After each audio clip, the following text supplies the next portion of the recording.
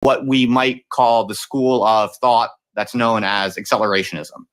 And I would say that just very briefly, and certainly all too schematically, accelerationism is something like the view that contemporary history is changing at an exponential rate, technologically and economically, and that this rate of change kind of confounds nearly all of our traditional concepts for thinking about society and economics and politics. And so that's just for people who have no idea what we're going to be talking about. That's broadly kind of the school of thought that you're known for and associated with. So, I mean, maybe just before we even move forward, that's my kind of short elevator pitch, as it were. Would you add anything to that if someone sort of on the street walked up to you and asked you, what is this whole accelerationism thing? Is there a kind of essence or key upshot that you would add to what I just said? I think it's one. I mean, look, we're going to have this conversation, so it's probably to try and anticipate might be a mistake. And I think as we start talking about it, we will find ourselves in the various dimensions of acceleration. I mean, in terms of my own involvement in it, I would say the guiding term for certainly a long time was cybernetics, and the basic accelerationist thesis is that there is that modernity is dominated by positive feedback processes rather than negative feedback processes, and the first wave of cybernetic theory, which consistently sort of normalized negative homeostatic feedback and pathologized positive feedback, was therefore self-obsolescing. I mean, it was something that was not going to be a sustainable stance given as you say, the basic accelerating trend of the modern process, most extremely in its sort of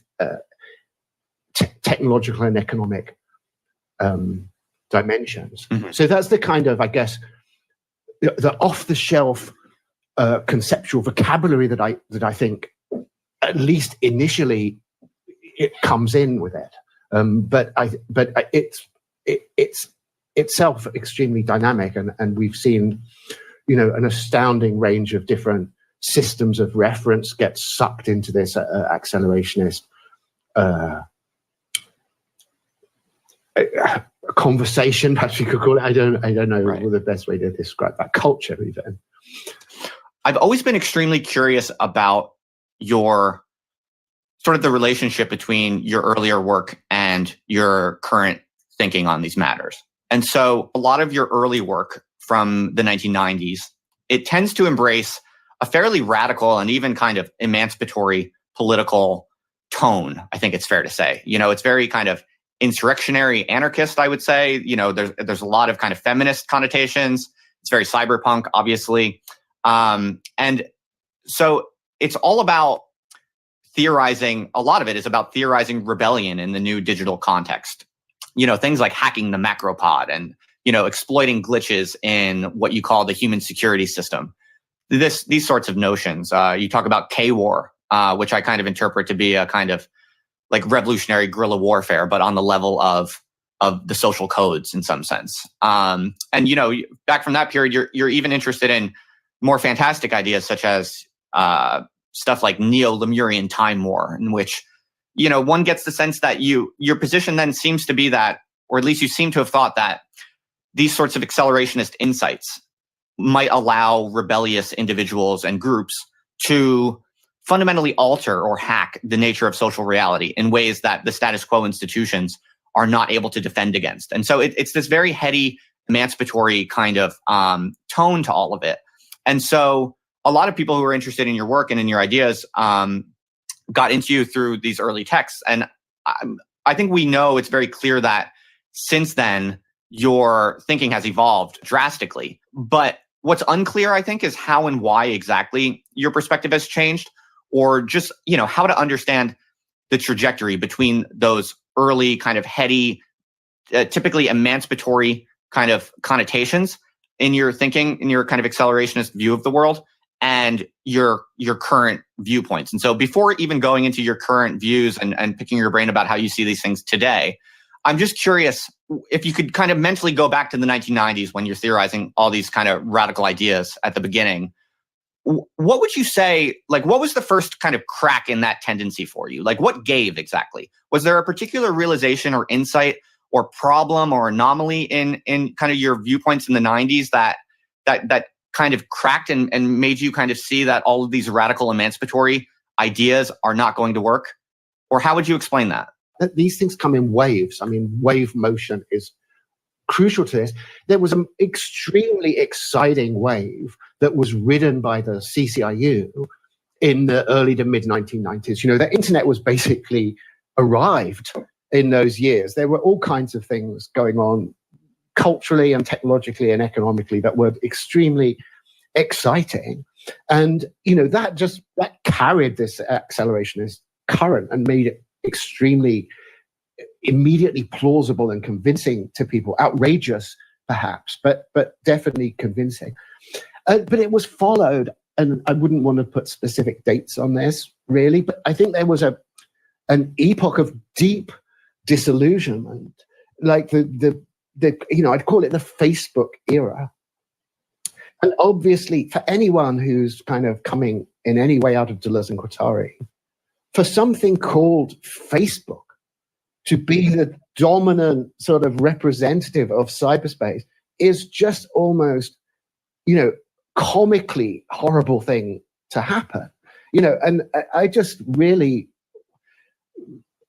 responded to this with such utter prolonged disgust that a certain, like a, you know, deep sedimentary layer of profound grumpiness, you know, from a personal point of view was added to this. But I don't think it's just a personal thing. I mean, I think that accelerationism just went into massive eclipse. To me, what's really at stake in this question is understanding the nature of ideology, because that's one of the things I'm really interested in today, is just what exactly is ideology? What is the most empirically sophisticated way to understand social communities' tendencies to divide along ideological dimensions, the number of those dimensions, the relationship between those dimensions?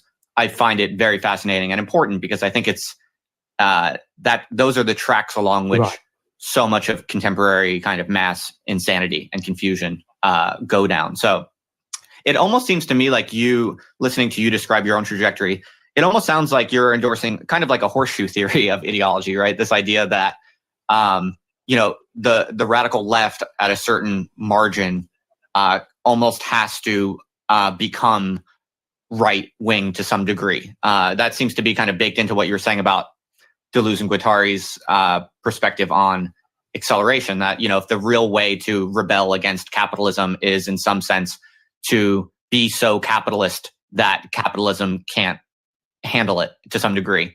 Is that how you see it, kind of? Actually, that's not really how I see it, but I think it's an interesting suggestion. And I think you're touching upon this really fascinating and intricate zone in making that suggestion, for sure. So what's wrong with that to you? Okay, let me see. Well, maybe before trying to immediately sort of respond precisely to that, let me just say that, you know, a lot of there is an actual sort of fabric of discussion, obviously very connected to your point around this, which comes from the fact that precisely because of this surreptitious, insidious strategy that Deleuze and Guattari, I'm going to use them as the kind of the epitome of this, that we're involved in. Because of that strategy, that they have resulted in a question that has haunted accelerationism from its birth, which is precisely this thing about, is it a left wing or a right wing process that we've seen people exploring in stages later. And you know, the sort of leftist, what I would say the original leftist formulation of it, before, very different from anything that we get in what then becomes called left accelerationism later, is that, well, it's almost like Lenin's, the worse the better. So the understanding of it is that, what Deleuze and Guattari are doing, what the accelerationist current coming out of them is doing, is saying the way to destroy capitalism is to accelerate it to its limit. And there's no other strategy that has any chance of being successful.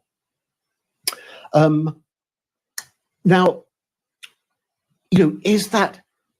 Oh, so then there's a question. Well, okay, can we model what we're being said there as a horseshoe?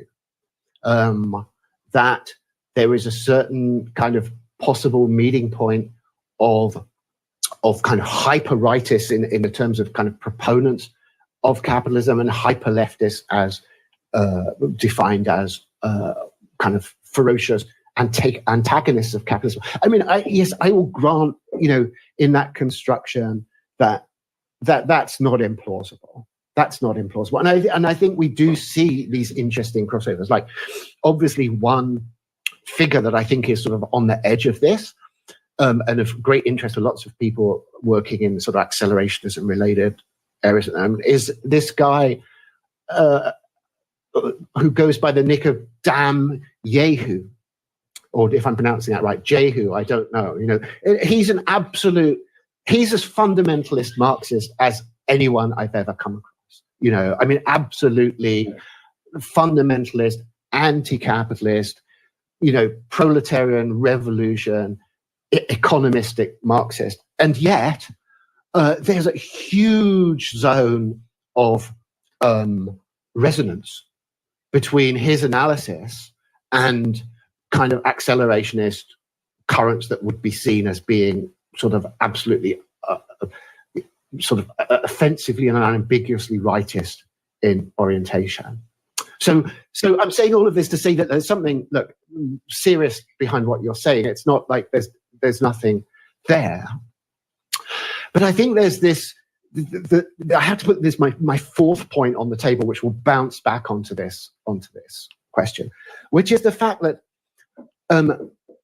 I think the right accelerationist commitment that sort of that feeds into all kinds of later things, but definitely is something already going on in the 1990s, is that the actual practical social force of conservatism, of what in a certain sense would be called even reaction, is the political left. That's what the political left is. The political left is the thing that is set essentially against the imperative to accelerate the process. And so, by that definition of leftism, it's really what then becomes said, what I would say I then say as soon as I'm not within a certain strategic context set by I'll say the academy, but I think it's not just the academy. It's also a sort of a structure of political and ideological hegemony, that, it's just misleading to really present this as being a leftist project at all. But you're so against the basic grain, the basic impulse and imperatives of the left to say that it's just, sure, you'll do it for strategic reasons, but then when you're no longer under that pressure, why would you do it? Oops. Sorry, am I still? Yeah. Okay. Well, it's just to say that why would accelerationism maintain some kind of affinity with allegiance, affection for the left, as a position, when it just is in a position to come clean on the situation and just say, look, what the left is the counter movement. It's the opposition to the accelerationist process, and you get so that's why I say, look, it's not really a horseshoe. I mean, it's only a horseshoe if you continue to define the left in terms that don't actually make any sociological sense. If you think about the left and the right as both superficial, strategic, social, molar formations, then they're really like kind of mutually reinforcing paranoiac simplifications, trying to deal with the unbearable anxieties of technomic acceleration. And so, like, if you try to do either one of them too seriously, you might find yourself popping out into the other one. But that's not for any deep, meaningful reason, but simply because they're both diluted or strategically simplified, ultimately disingenuous tracks along which contemporary society kind of sends people down, or something like that. Right. Yes. I mean, I think, look, the terminology of the left and the right, for anyone as you who is fascinated by the question of ideology, it's completely indispensable. And I think it's like, I totally see why people get dissatisfied with that, that language, and say we have to move beyond this, or this terminology ceases to be useful. But I have a sense of its kind of extreme resilience. I don't see us ever stopping talking about the left and the right. It's always going to come back. In sort of, I call it the prime political dimension. That there is a basic dimension with left and right polarities that everyone returns to, after their wanderings and complications, and all kinds of ideological currents themselves have a kind of a strategic interest in either muddying the water or trying to get people to rethink what left and right mean. But in the end, people come back to this basic dimension of ideological possibility. And I think it is the one that captures the accelerationist tendency most clearly. I think that, on the right end of that is something like, the kind of a extreme laissez-faire, Manchester liberal, anarcho-capitalism, a kind of commitment to the maximum deregulation of the technological and economic process. And on the opposite extreme is a set of constituencies that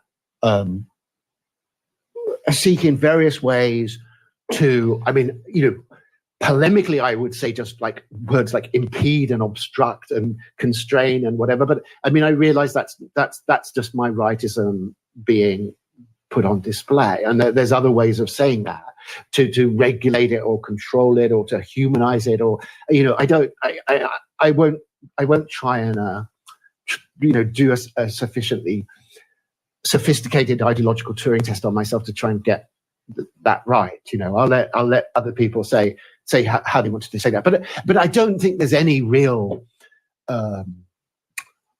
it's not really questionable, which of those impulses is in play.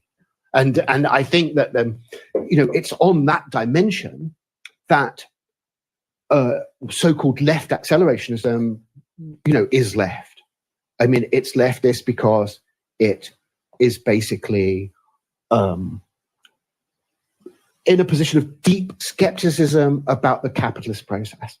It's accelerationist only insofar as it thinks that there is some other, I would say, magical source of acceleration that is going to be located somewhere outside that basic motor of modernity. They gesture towards the fact that things will somehow still accelerating when you just, chuck the actual motor of acceleration in the scrap.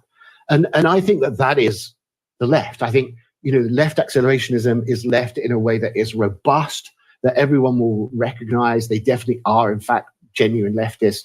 They're not playing games like that. And they catalyze, obviously, a right opposition as soon as they do that, because they're already skipping the prime political dimension. They're on the left pole of it. They're, in antagonism to them. One is defining the right pole of that same spectrum. Okay, so I mean, it sounds like you would basically say that Deleuze and Guattari are not really leftists. In other words, they might be writing from a kind of leftist milieu, and they might have some sort of leftist kind of connotations, but the core of their project is not leftist, because if you think leftism is basically leftism to you is basically the position of trying to slow down the accelerator. Yes, I think that project is anti-leftist.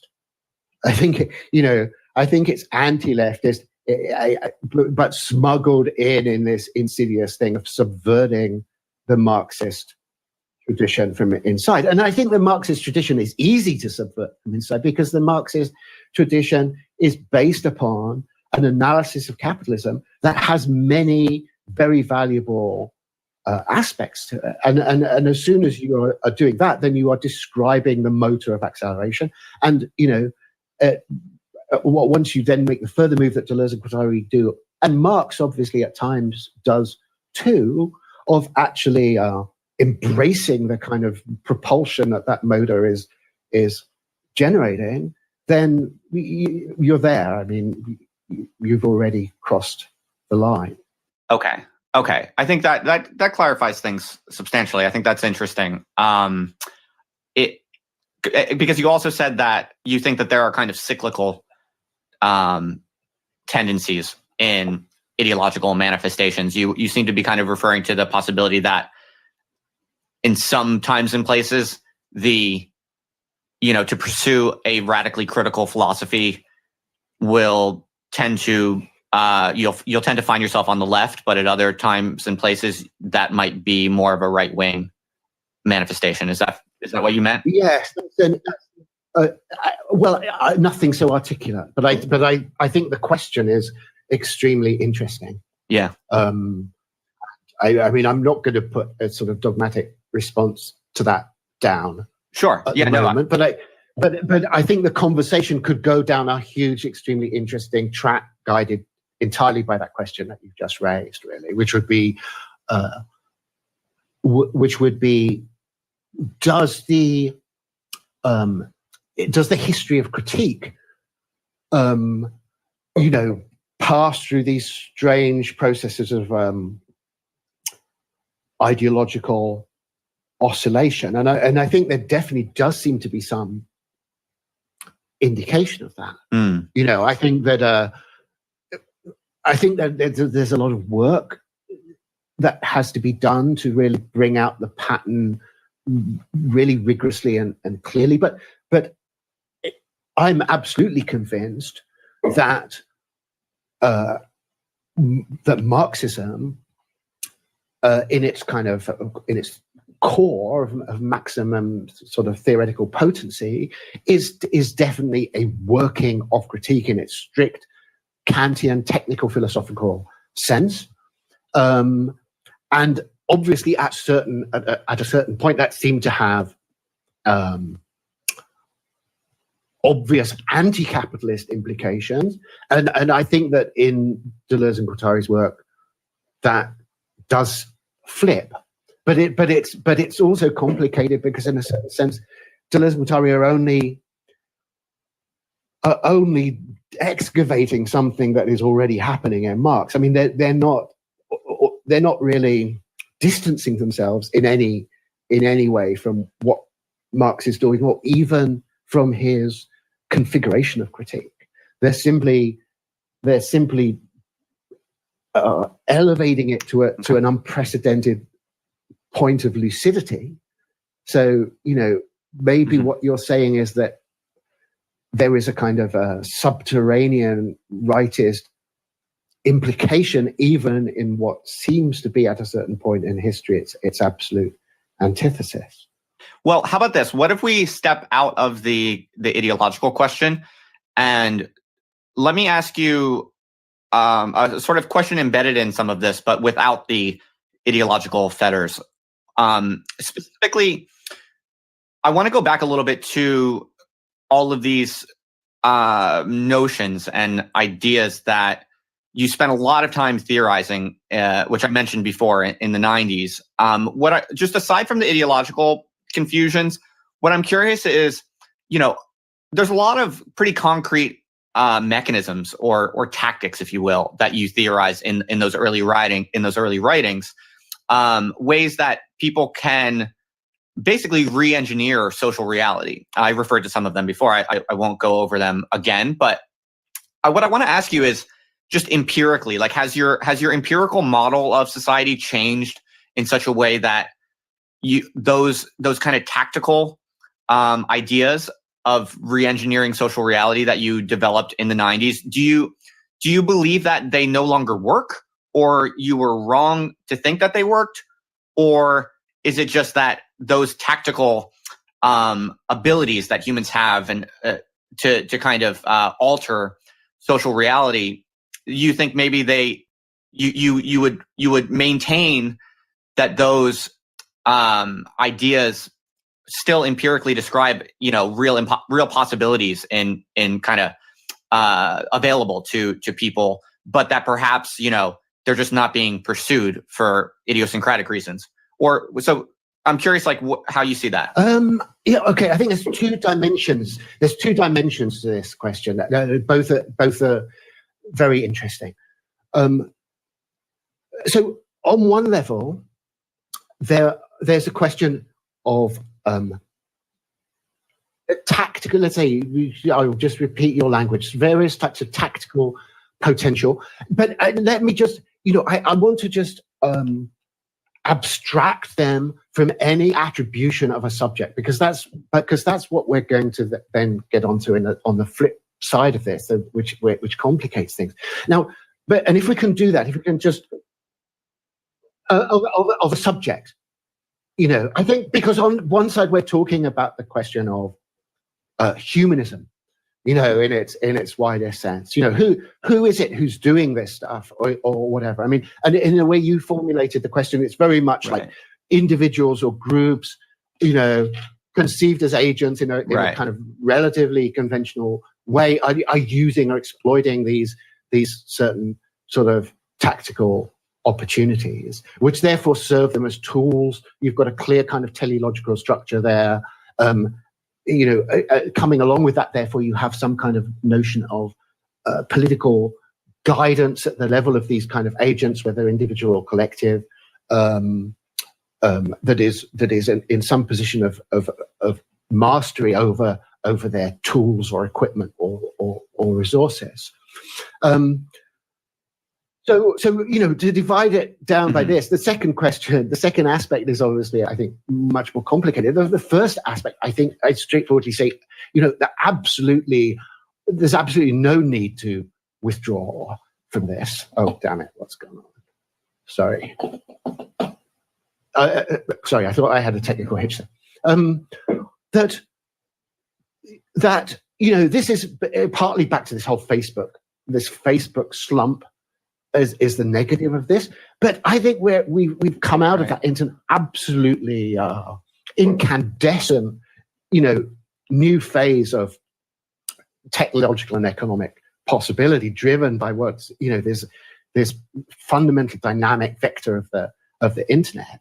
The sort of the basic socio-historical conditions right now are every bit as exciting as anything that was around in the 1990s.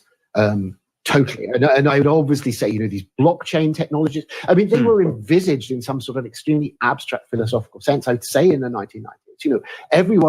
Everyone thought that, who was looking at these issues at all, everyone could see that what the internet was going to do was produce these distributed structures that escaped the kind of established structures of governance. that would be in some insurrectionary sense apolitical. And you look back at some of these early, cypherpunk and crypto-anarchist writings, Tim May, people like that, and they catch a hell of a lot of this stuff and what it's gonna mean.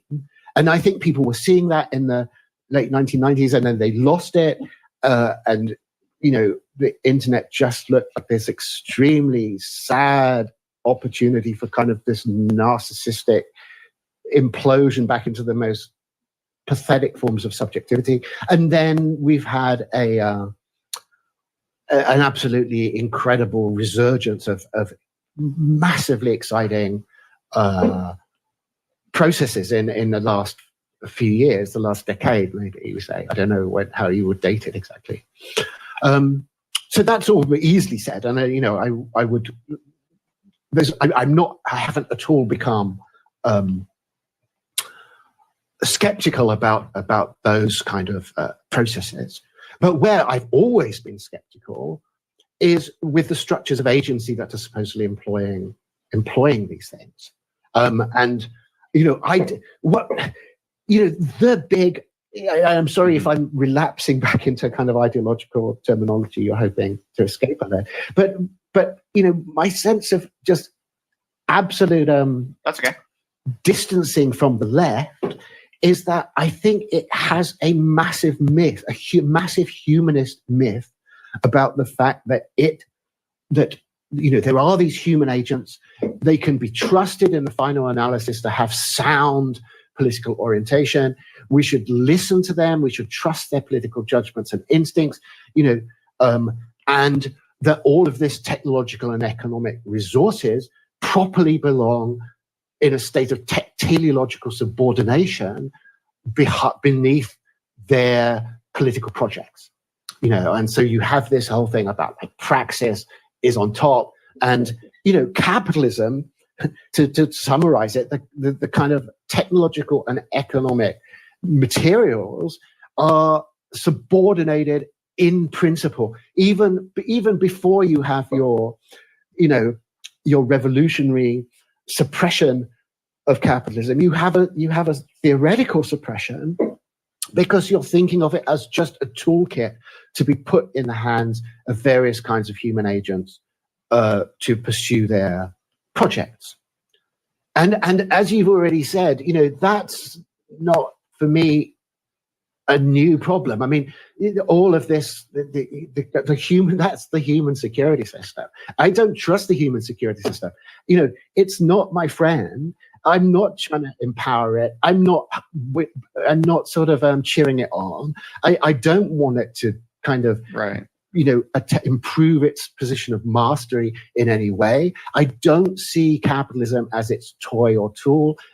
So my relation to that is just utterly well. That's very interesting, because so basically it sounds like what you're saying is that all of the stuff you were thinking about in the 90s, trying to theorize, these what I think a lot of people would say are pretty, they have a left-wing flavor, a very kind of emancipatory kind of motivation or drive or connotation, or I don't know what exactly you want to call it, but these very emancipatory seeming ideas that you're theorizing in the 90s, you actually have not disavowed them at all. And interestingly, you're kind of saying that, if I hear you correctly, you're saying that you actually think they might be, these sorts of opportunities for the alteration of social reality through these kinds of tactics might actually be more salient now than ever as we come out of this kind of Web 1.0 or 2.0 slump.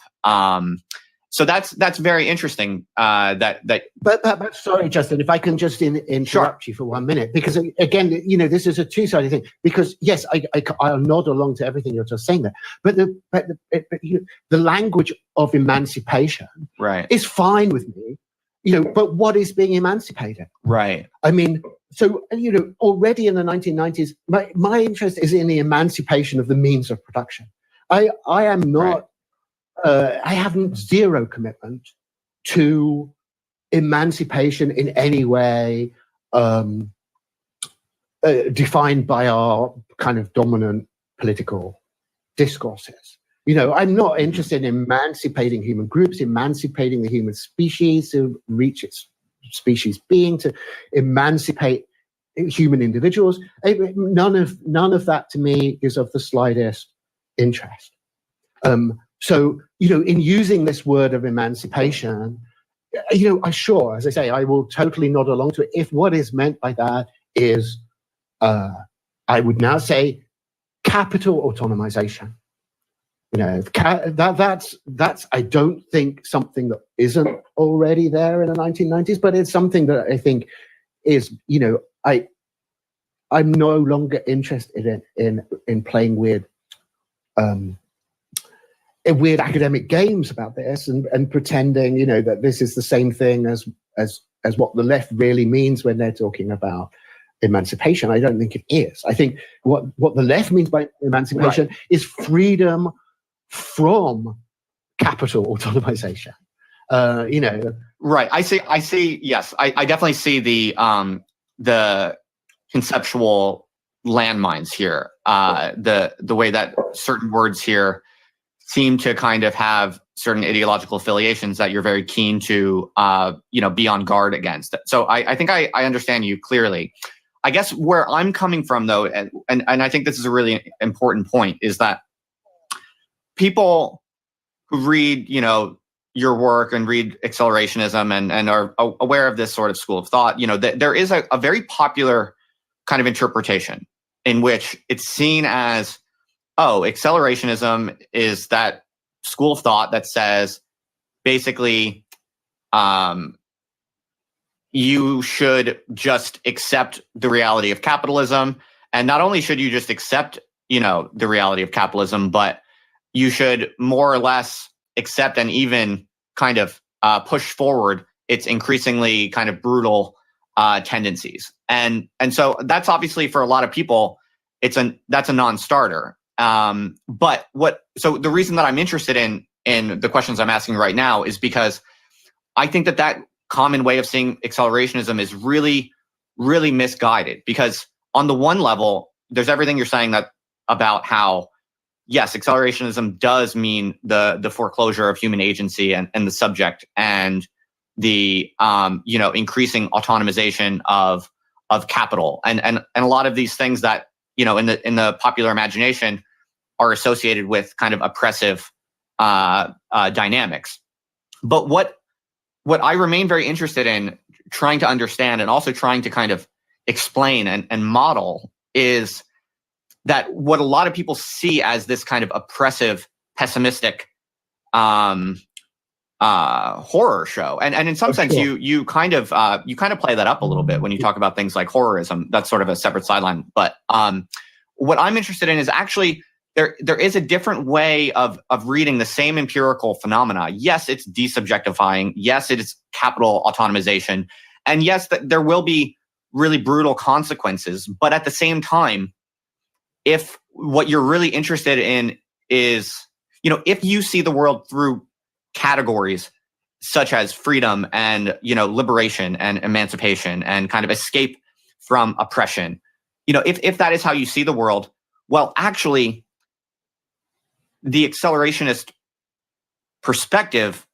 still has a lot for you to be interested in. There's still, in some sense, a lot for you to do. And you're right, I'm kind of lapsing into a humanistic language, which is, just an unfortunate convenience. And you're right, you have to be careful to not kind of reproduce or resuscitate naive notions of the human subject.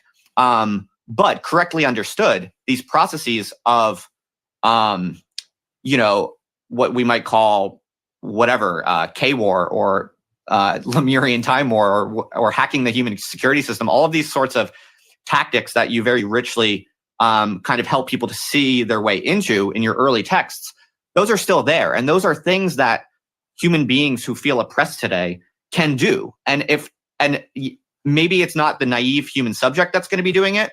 Maybe it's actually going to be kind of tearing asunder the human subject in the very act of doing it. But my point is simply, and this is what I wonder if you agree with, that whatever that is, it's as close as we can get as human beings to whatever it is some of us have been, calling with under the labels of of freedom or emancipation or liberation. That there are still things we can do in this accelerationist paradigm that are a lot like what people had in mind whenever they've talked about liberation and freedom. That's kind of a really important set of upshots from the accelerationist worldview that I am extremely kind of interested in and I'm actively pursuing. And I find it I do find it liberating. I find it actually energizing and propelling in a way that I consider to be emancipatory. And I think there's lots of research to be done on how to do those things and how to work those things out. But a lot of people can't see that because they think this whole accelerationist thing is just a kind of reactionary capitulation to everything that they see as being terrible and oppressive. Does that make sense? I wonder. Yes, no, that whole thing, I think it's an extremely rich field, and I mean, as you obviously know, because of your deep involvement in it, I mean, the accelerationist landscape right now is absolutely extraordinary, in terms of the incredible stuff people are doing. There's a whole flourishing of just fantastic accelerationist resources and blogs and discussions, and it's never remotely been in this state of flourishing. And the kind of questions that you're raising just then, I think, are very much, integral to that, and being thrashed out very much by all kinds of people within these different interacting strains of accelerationist theory. So for sure, that conversation, I think, it's not only that it's interesting and to be encouraged, but I think it's probably absolutely inevitable, and something that we can just confidently predict is going to just be one of these explosive dynamics. Okay. So yes, I mean, there's all kinds of. I would tend to put myself, predictably, on the dark side of that whole ecology of discussion, because because it just comes back to this set of questions about humanism, the human animal, its kind of ideological sort of self-aggrandizement, and what is going on in that, and so I guess I'm sort of drifting somewhere very close to agreement with you in saying something like, true emancipation as something that is just intensely and really produced corresponds strictly to a process of dehumanization. That would be the way I would say it, in trying to be in maximum resonance with what I took it that you were saying there. Okay. Well, I think that's actually a really nice and relatively neat way to perhaps wrap up that segment of the conversation. Then maybe we should not beat a horse, as it were, and move on a little bit. If you're not too tired, that is. Are totally you happy fine. to kind of? Yeah, I mean, look, I think without wanting to sort of seize the steering wheel, it seems to me like this is a really good place to go into the sort of artificial intelligence discussion, because I think that the kind of problems and questions that you were just raising are obviously extremely pertinent in that, again, that huge field that I think sort of intersects with accelerationism in a huge way, and is precisely sort of haunted by the same kind of terrors of kind of oppression, of whatever is wrapped under this umbrella term of unfriendly AI, which is kind of an update on a lot of the kind of old terrors of what capitalism is delivering for us, and obviously has, again, cuts across all these questions about agency, human identity, the kind of our definition of intelligence and subjectivity. So it seems that we just are right there already at this stage in the discussion. Okay, sure. Yeah. Is there a particular point about AI that you think feeds in directly to what we were just talking about? Well, if I can just backtrack a tiny bit, I think there's one point about this whole AI landscape that we reached right at the beginning of this whole discussion, which is that the model of intelligence explosion, as it comes out of the kind of more, I think rigorous but still speculative side of this artificial intelligence world, and I'm thinking obviously particularly of this amazing essay by I.J. Good, just called it. Sorry, I'm going to forget the name now. Embarrassingly enough, it's been blotted out. That's okay. The first intelligent machine. Yeah, sorry, I won't try and do it. But he launches the term intelligence explosion in that essay, and it's a extremely good fit for the kind of core commitment of accelerationism. And intelligence explosion is the name for the sort of thing that accelerationism is looking at. And this notion is obviously controversial within the whole AI discussion.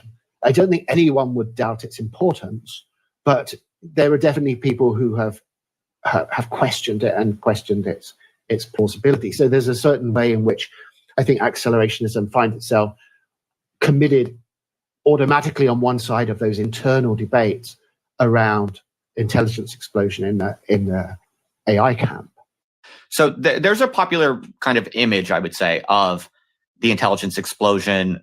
In particular, the possibility of catastrophic failure mode, in which basically superintelligence, sort of one fine day in the near future, something clicks into place, and suddenly there's a kind of rapid takeoff. That's I think a picture that has been put into a lot of people's minds, in large part through Bostrom's influential book. He outlines a bunch of possible pathways. But I think now when people think of really catastrophic possibilities, this is something that kind of commonly comes to mind. And something that I think about a lot, I've thought a lot about, kind of in connection to your work, is I'm very skeptical, to be honest, of that picture of the situation, because I think if you look at capitalism as in the kind of light that you do, in other words, if you see capitalism as this kind of pan-historical, almost substrate of reality itself, as this kind of cybernetic, capitalism is almost in the nature of things in your model. If correct me if you see it differently, but that's kind of how I read you. If you think of intelligence as this, how should I put this? It's almost like you almost see all of human history as a kind of intelligence explosion, and that capitalism as we know it is already this kind of long-term explosive historical process. And so it's always kind of seemed to me that, I mean, I take the very catastrophic, malignant failure modes of superintelligence very seriously, but it seems to me like you could say it's already happening in the form of capitalism. In other words, it's kind of where I'm driving at, and I feel like there's a lot of reason to read your work as kind of saying that, but I'm not sure at all if you agree with that or not. What do you think? Well, what I would say, I mean, I think it comes down again just to these very, very basic cybernetic diagrams to do with positive feedback, and that one sort of image that it's entirely satisfactory image, once it's accepted that it is, in a certain sense figurative, is obviously this of a critical nuclear reaction.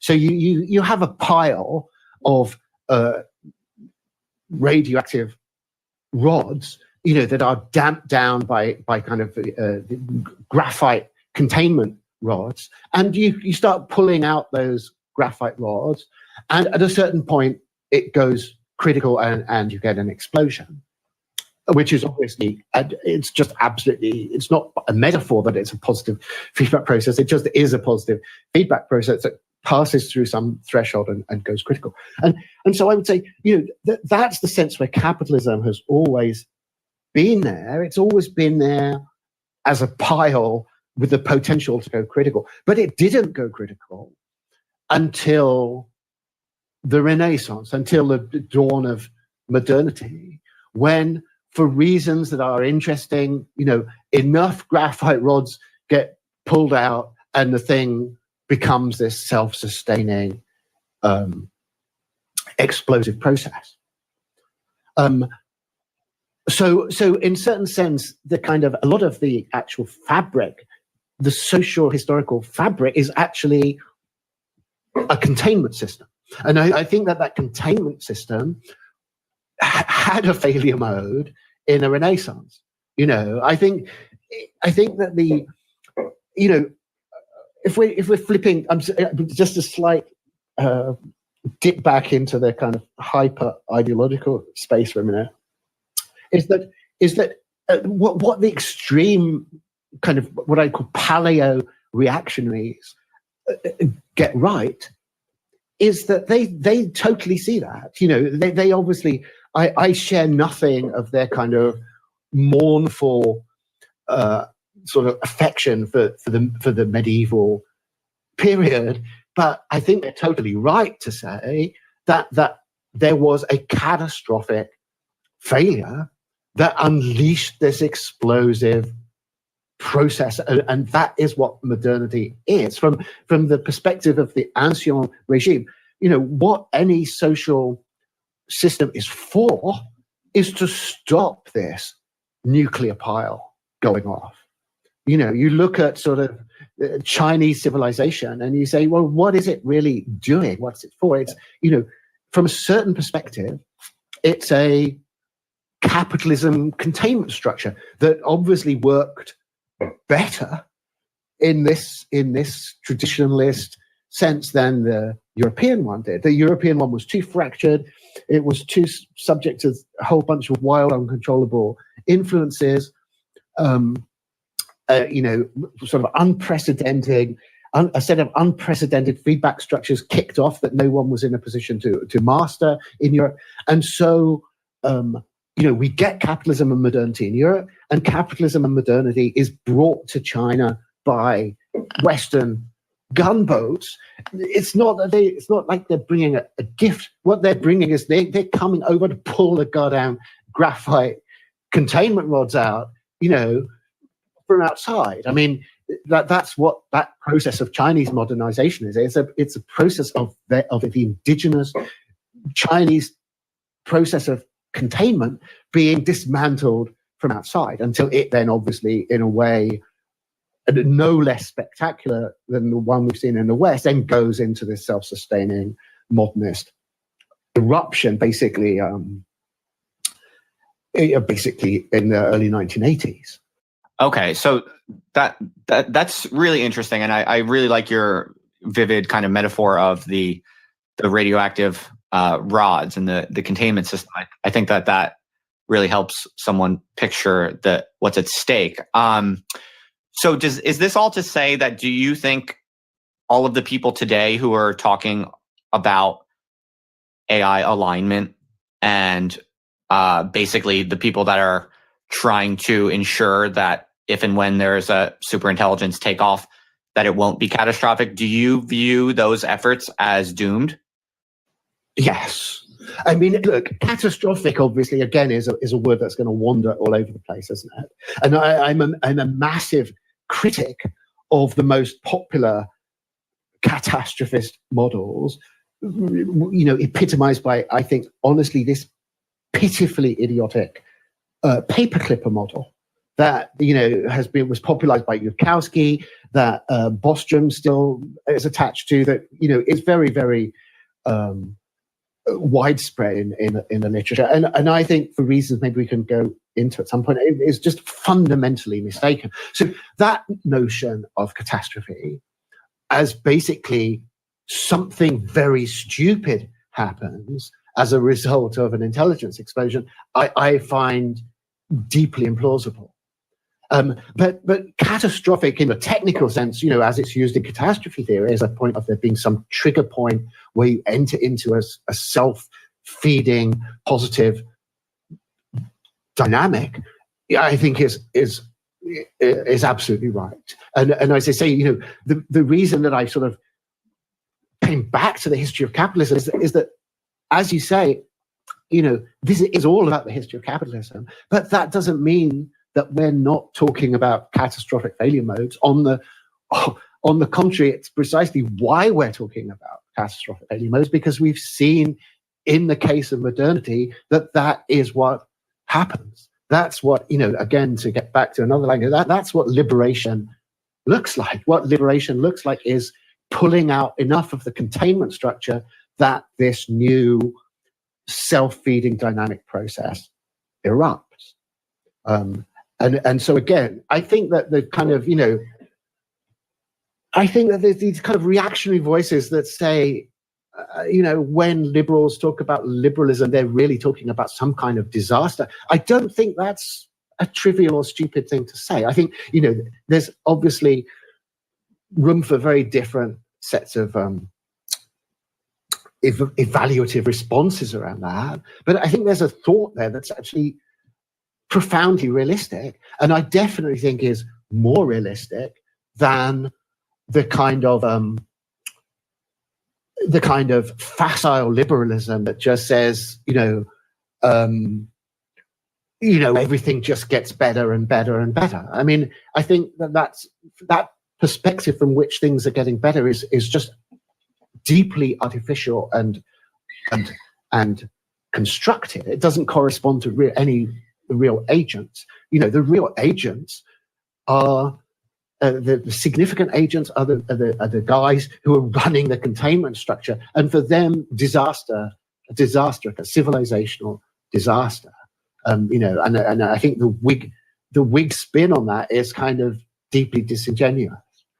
Right. So, okay. So that's really rich. Now, one thing I'm thinking about here, though, is that how you read this problem of intelligence explosion, say the difference between, Nick Bostrom's book and the larger historical narrative that you get from your writings, let's say, the difference is really significant in terms of almost like cosmology. It's a fundamentally different picture of what human society and human history is, and in some sense, the history of the universe. Even everything people like Bostrom are highlighting right now has been a possibility baked into the nature of reality. Basically, it's basically the cybernetic kind of substrate of the evolution of everything that we've ever known. So long as there has been intelligent processes,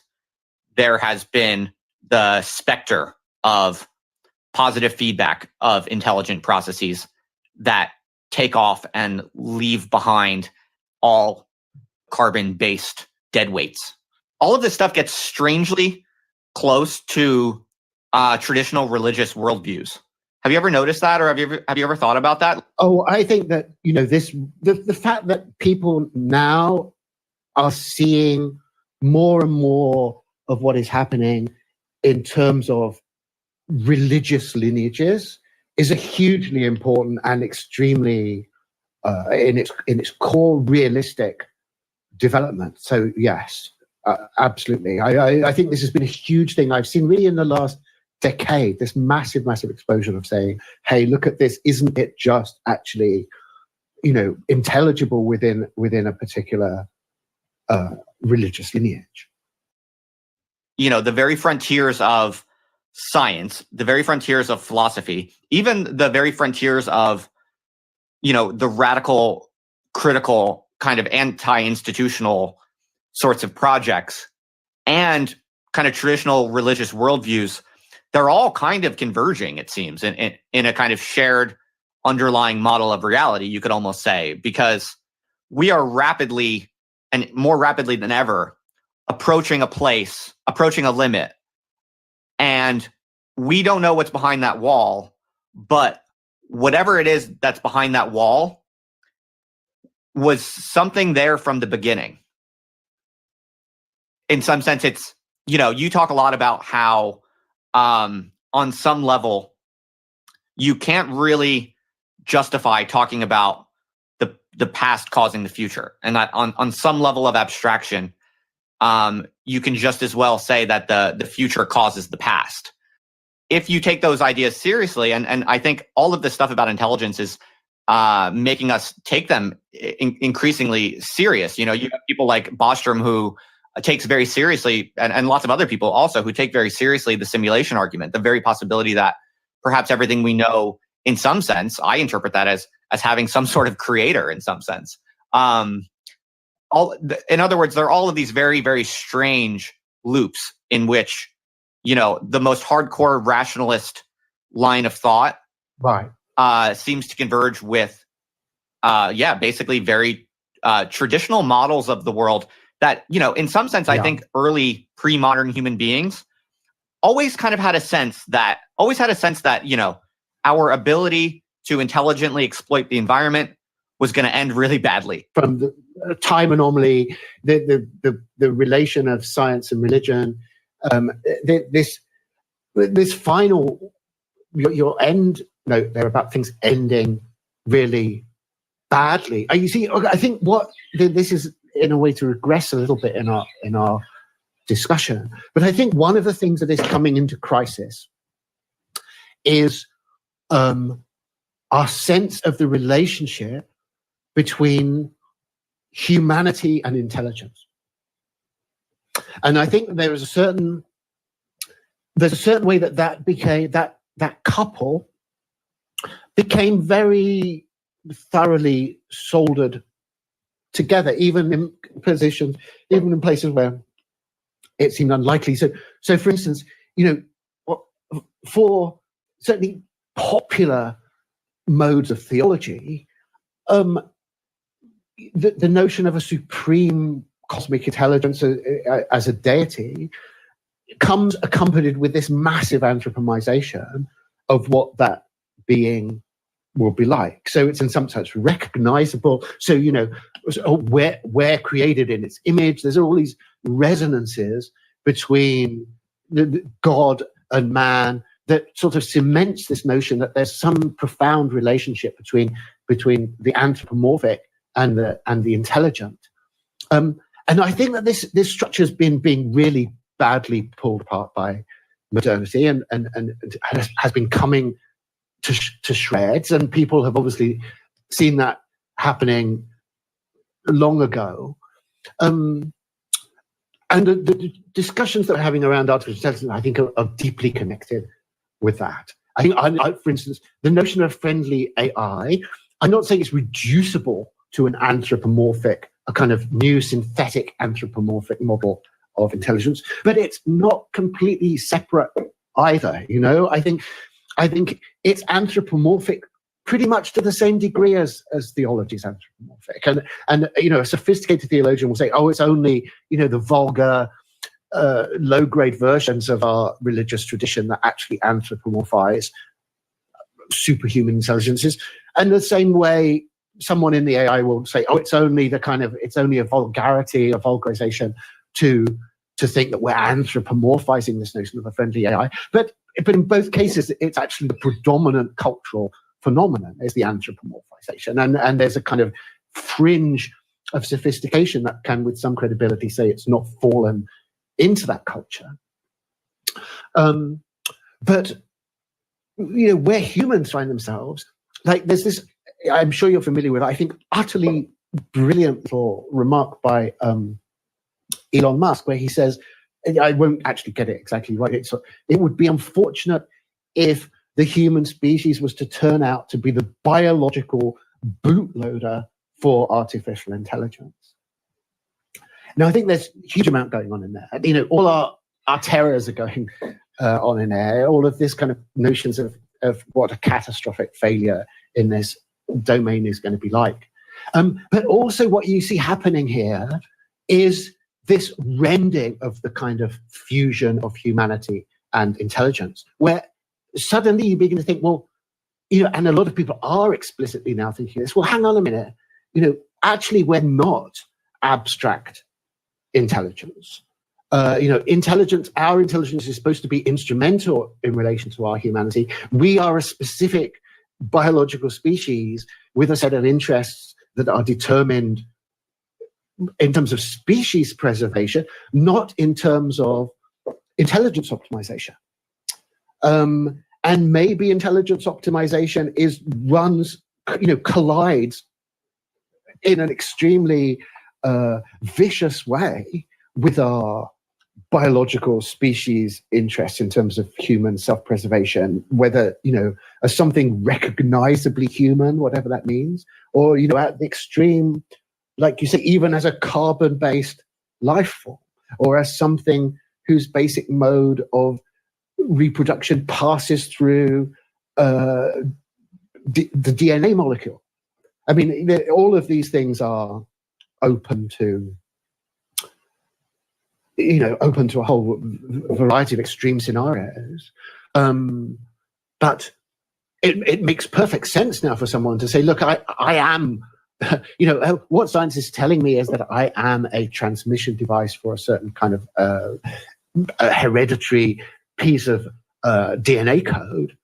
And that's where my interests lie. I don't have any interest at all in the optimization of intelligence insofar as it's going to kind of move the whole reproduction of complex chemistry on this planet onto a new reproductive substrate. That's extinction. That's a disaster. But it's a disaster that could still be intelligence optimizing. It's a disaster that could still be in cold neutral terms the most glorious thing that has yet happened in planetary history, and it's entirely compatible that could be utterly consistent with the worst nightmare in our biological history as a species. Right. Or again, I mean, it's all extremely religious, because it's like it could very well be that the greatest catastrophe of the species is also the saving grace and the greatest glory of the species. I mean, these are all notions that are embedded in the world religions, sure. Right? That at a low resolution for sure. But I find it especially interesting that it's like whatever is going on, we can't help but we're constantly falling back onto this vocabulary of it. It seems like there's something else doing the work that's not human agency. When you think about how unfashionable religion is in the West, I find a symptom there. I think that there's something symptomatic going on there that might be a bit of a clue as to the mass kind of ideological insanity that's kind of wreaking havoc on the public sphere today. Rationalism is obviously the order of the day. It's the order of modernity. And on the one hand, it seems like if we have any chance of navigating what is coming down the pike and what is already underway with the explosion that is modernity, it seems undeniable that, intelligence is a valuable asset, an undeniable necessary asset in figuring out how to survive, how to live, however you want to think about it.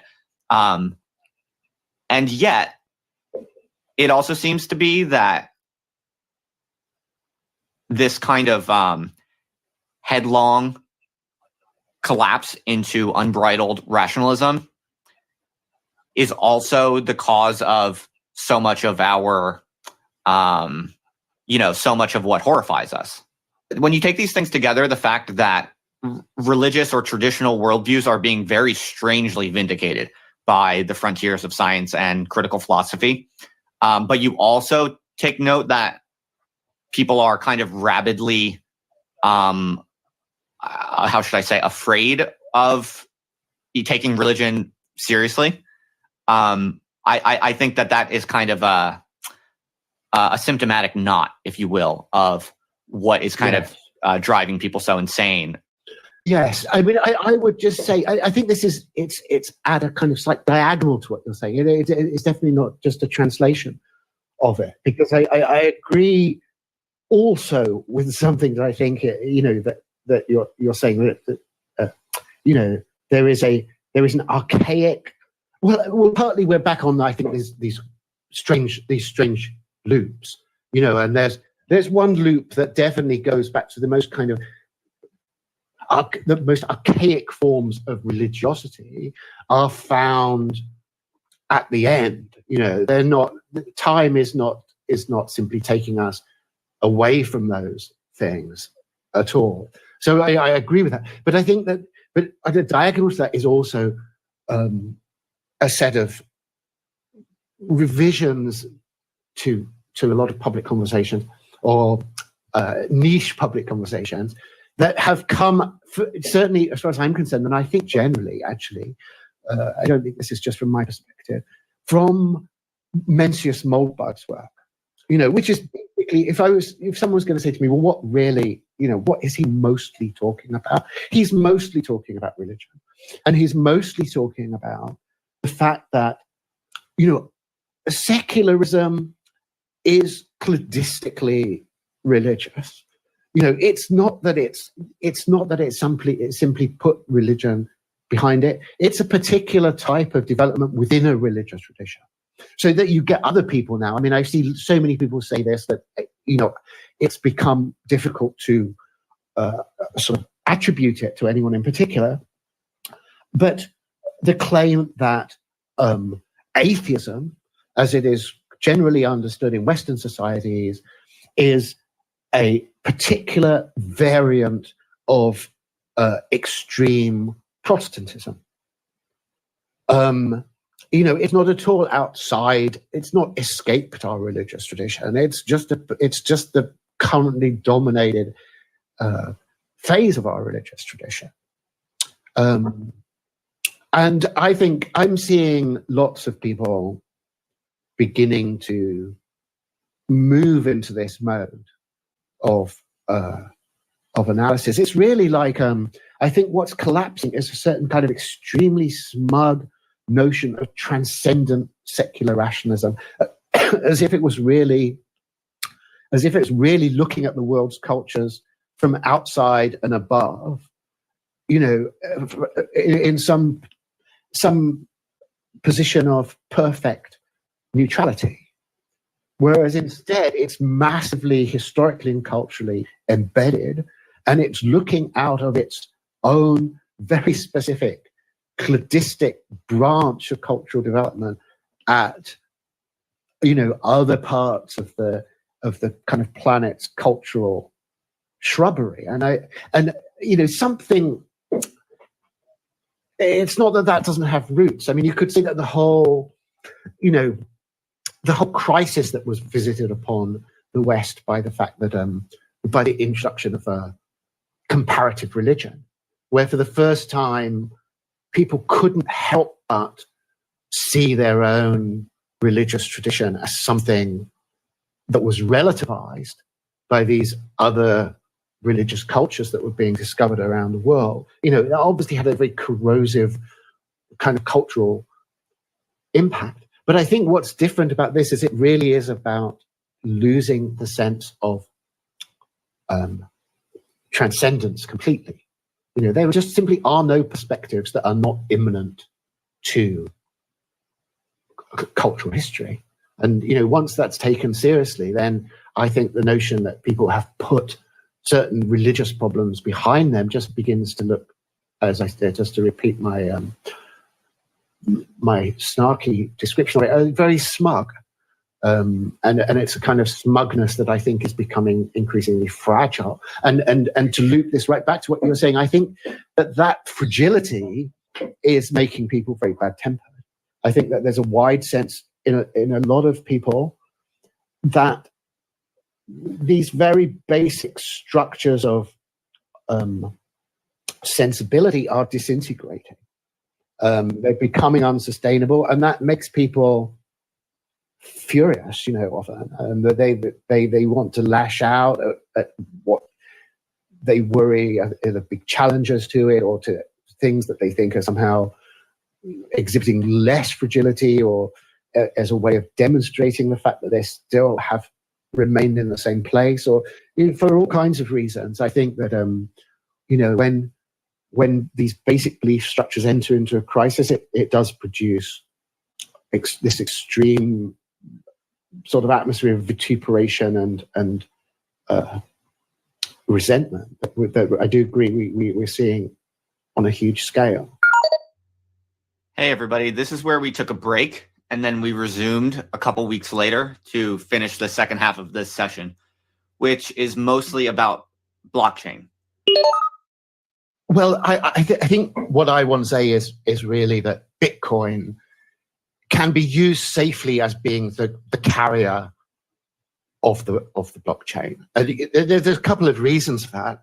I mean, the first one is just network effects or first mover advantage, that it just it has installed itself, and it's part of the fascination of the thing that obviously it's an open source protocol. Anybody can just take that code and, today launch Bitcoin 2 or whatever, that's absolutely indistinguishable from Bitcoin 1, except the history. So the history is everything. The fact that all our Bitcoin has is the fact that it's the first one. It has this first mover advantage. It has these network effects. It's like, why would you move from Bitcoin 1 to Bitcoin 2? It could be made, a clone could be perfect. So there would be absolutely no reason you could say not to, except for this mass, this accumulation of network effects that's already there with the first version of the thing. Okay, right. Okay, that makes sense. I kind of just wanted to clarify whether or not you were remarking about specific features of Bitcoin relative to other cryptocurrencies, or if you're more generally really talking about the properties of blockchain itself. Right. And it sounds like the latter. Well, I think both are really interesting.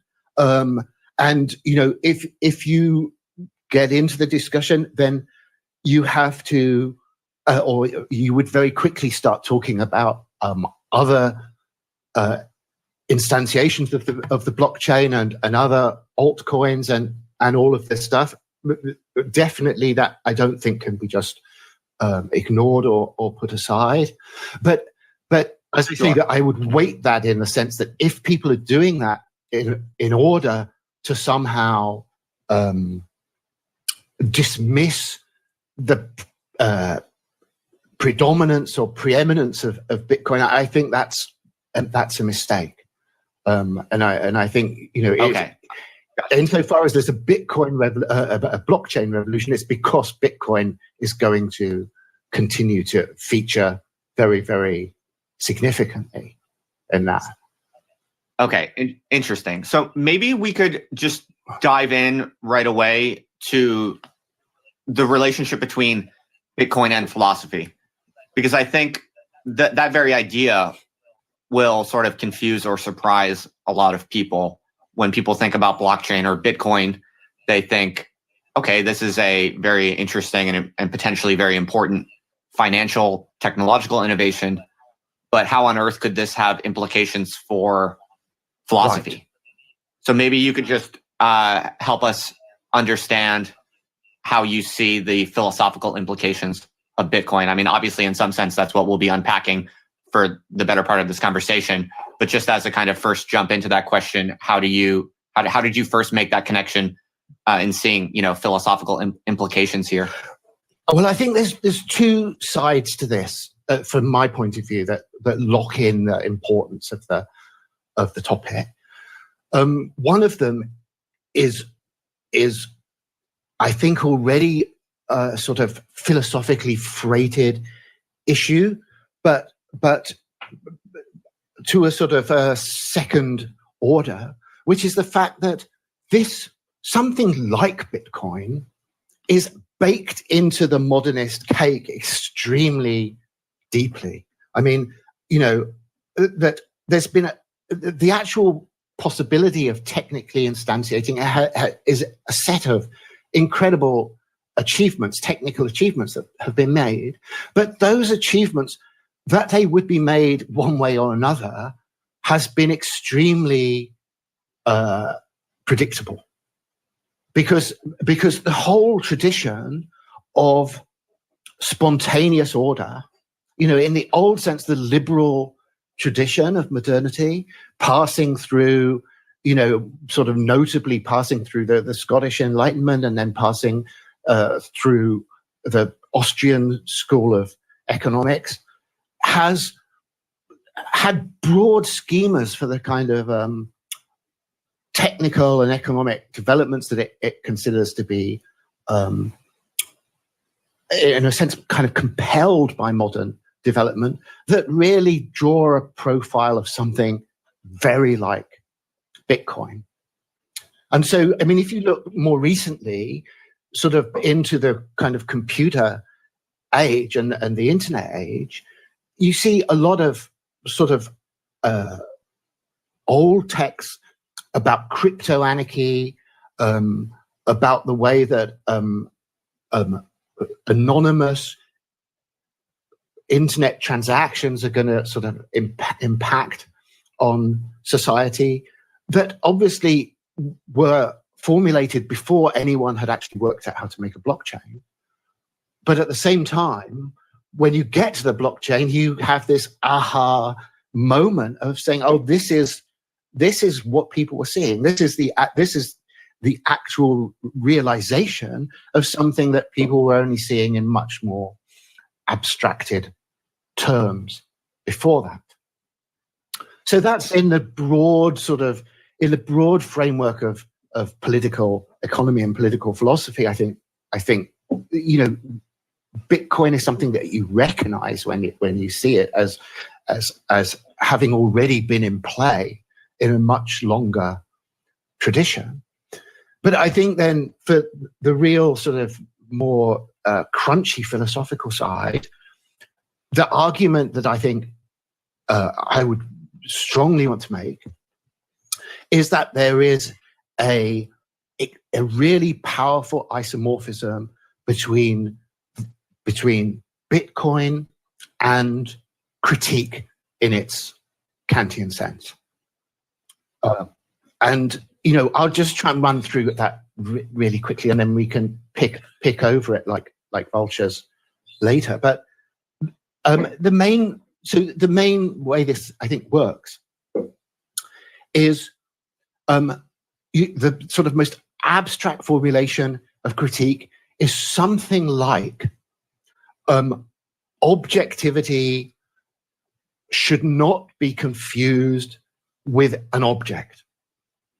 And if you make that confusion, you're then doing metaphysics and recognizing the error of that move of confusing objectivity with an object is basically the whole of the critical enterprise. And the way that translates across into the technosphere, I think there's probably several ways, but I'll just reduce it to two. First of all, with the internet itself. And obviously people know in broad sort of sociocultural sense, to sociocultural and technological sense, the story of the internet and the fact that it begins from this series of strategic military imperatives for a robust communication system that would survive a nuclear exchange. And the reason it would survive a nuclear exchange is because there are no nodes, there are no indispensable nodes in the system. So you can sort of, to an arbitrary degree, take out important nodes in the internet. And of course, if you carry on doing that enough, you will finally eliminate the system. But the robustness of the internet is the fact that you have to kind of work a long way down taking out these hubs successively until you finally get to a point where the thing becomes dysfunctionally shredded. And the further down you have to go to do that, the more powerful the internet is as a distributed system. And you get all the internet effects from that, of the fact that it's relatively censorship resistant, that it offers a lot of autonomy to low-level nodes, the fact that it can route around obstacles. Because, I mean, when on the internet you route around an obstacle, you just emulate a hostile nuclear strike. You just say, I don't want to go past this or that gatekeeper, and I will just assume that they have been vaporized by a foreign nuclear device and just go around them some other way. And there's always more of these other ways being brought on stream all the time. So with the internet, the kind of formulated in terms of critique is you make a metaphysical error if you misidentify the system with any node or group of nodes in the system.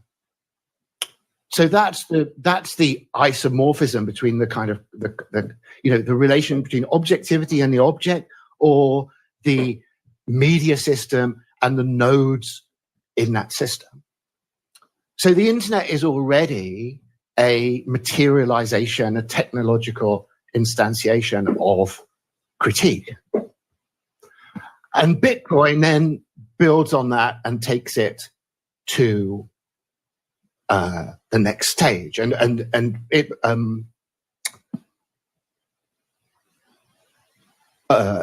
Satoshi Nakamoto is completely explicit in his kind of repeated sort of almost mantra about Bitcoin, that it's about bypassing trusted third parties. So that's what, the trusted third party then is in the role in the kind of Bitcoin realized, materialized thought space, that a central commanding hub would be in terms of the internet, or the supreme metaphysical error of these metaphysical objects are for pre-critical philosophy. And so I don't know whether do you think I've said enough about that to get the basic point of that across? Like the Bitcoin is a critique of trusted third parties that is deeply isomorphic, with critique in its kind of rigorized Kantian sense, and then with the history of historical and technological instantiation of critique. And that's why I think it's a philosophically rich topic. Yeah, that was an excellent sort of opening summary of how you see the philosophical implications.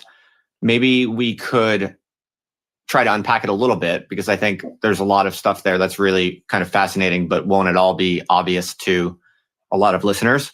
So, I mean, one thing that I'm kind of thinking about listening to you give that summary is whether or not the story that you tell, which sort of begins with modernity and begins with sort of modern traditions of philosophical critique, whether or not the process you're delineating really actually goes back to the beginning of time, as it were, in the sense that, Bitcoin is a more perfect and formal realization of technological and economic dynamics, of which the internet was an original kind of best shot, given the technological frontier at the time the internet appeared. But the internet was also really just the frontier manifestation of the same phenomenon that the printing press essentially was as well, and then further on down the line of historical time. In other words, especially sort of relating what you're saying now to some of your other work and some of the other interesting ideas I think we both might be equally interested in about the nature of capital itself and the nature of kind of the long run nature of human history, or even life on this planet in some sense, seeing it as this kind of more or less continuous cybernetic evolutionary process. I wonder if there's a reason why you begin your discussion with modernity, and why it would not basically be able to why you could not tell one kind of continuous story in the framework that you're presenting, or could you? Well, no, you're right that I would be reluctant to do that.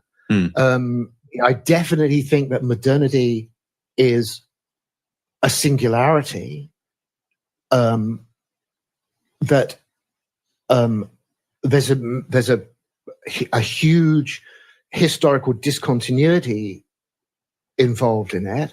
And I can totally see that question, that's a controversial argument, and historians obviously treat it, I think, quite explicitly as a controversial point, and people will argue both ways on that. But the crudest level of response is, it just seems to me empirically there is a sort of stark historical discontinuity that happens roughly in the Renaissance, where it really seems that something new has begun to happen. Right. And so basically that thing that's new with modernity, it's very hard to pin down the primary variables, because really it's a cluster of variables, as you've kind of indicated. The very idea of applying human rationality to traditional institutions and thinking about them critically. Also, early capitalism, early technological innovations such as, things like, joint stock corporations and double entry bookkeeping. All of these are candidates for, the key causes that sends modernity off into the exponential takeoff or singularity, yes, as you put it. But I think it's exceedingly difficult to try and pin down the, primary variable among all of those variables, which was sort of most importantly responsible for the takeoff that we call modernity. They seem to kind of happen more or less in a self-reinforcing kind of cluster phenomenon. And I'm tempted to make two quite disconnected remarks about it. I mean, one is the fact that the arrival of zero in Europe does strike me as overwhelmingly synchronized with the catalysis of modernity. Now, people obviously say, well, zero was around a long time. So what's so special about the arrival of zero in Europe? And I think that's a good and important question to ask. And it maybe then bounces us onto the other side of this, which is to put a lot of emphasis on this notion that I think, as we've already seen from where we started this conversation, is still entirely contemporary and it probably intensified right now in a way it's never been before, is the notion of the route around. I think is utterly crucial for this. I think that once you really have robust route arounds, you have this process in motion. And I think what you're trying to understand is what is it that happened in Europe in the Renaissance with the arrival of zero that was different to what had happened in India. I think it's quite clear China had a functional notion of zero. It was obviously so prevalent in the Muslim world that people often even call the numeracy the Arab numerals. That was certainly how they were received by the West at the time. In none of those cultures do you get that same dynamic of escape. Modernity just isn't able to escape from the prevailing systems of social organization. And there's something about the European situation, I would say it surely has to have as one crucial component the massive amount of regime fragmentation that you find in Europe relative to these other cultures. Right. That it was able to just get out of the box in a way that was prevented in its other social context. Okay, right. So the way you see it is that perhaps for contingent historical institutional reasons, it's in Europe that something which human civilization up until then had tried to contain and was able to some degree contain, was able to get out of the box, as you put it. And you think that that is especially uniquely related to the arrival of zero in human kind of mathematical capacities within Europe. You think that that kind of was a profound qualitative rupture that allowed something to escape, and something that we've really never been able to put back in the box since then? Yes, I would say that's exactly what I think. And so maybe we could think a little bit about what exactly is that thing that escaped. Because, I mean, I guess one plausible candidate would be perhaps we just call this intelligence itself.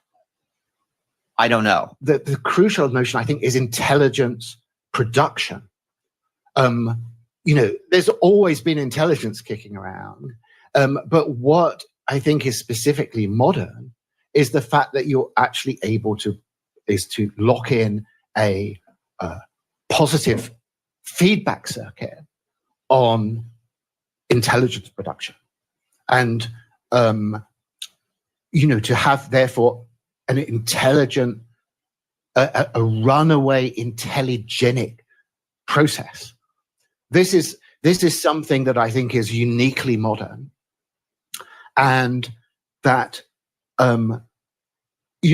it's often when you're looking at the highest examples of intelligence in a culture, you're looking precisely at the way that it has been fixed and crystallized and immunized against that kind of runaway dynamic.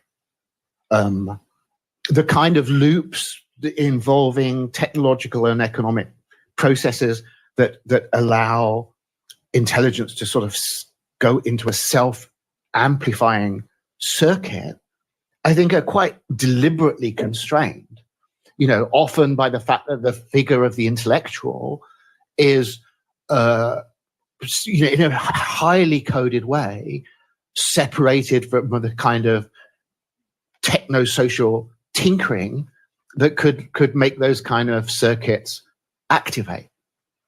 And so I think what we're talking about with modernity or capitalism is the fact that the inhibitor system on that kind of circuitry becomes dysfunctional and ceases to obtain. What is unique about zero, you think, that kind of unlocks something? Like, why would the arrival of zero specifically perhaps be a candidate for the profound shift that occurs? The most striking thing about the explosion of modernity in all of its dimensions is it has this immensely mathematical character. And when you're saying, look, when has modernity erupted yet? You're looking, if you're looking at the natural sciences, you're looking about the fact that it's about the mathematization of theories of nature. If you're looking at business, you're looking at obviously the absolutely fabulous explosion of these systems of accountancy that were completely unprecedented in like scale and complexity and sophistication before. Obviously, technology, similarly, it's to do with applied mathematics. And so, on one level, the arrival of zero in the culture is the arrival of a truly functional mathematics, just out of that arithmetical semiotic. And if you go back the other way, you can say, well, if in the mirror, when we're talking about modernity as a singularity, we're actually engaged in a study of social control systems, dampening devices, inhibitors, a whole, exotic flora and fauna of these systems for the constraining of explosive dynamics.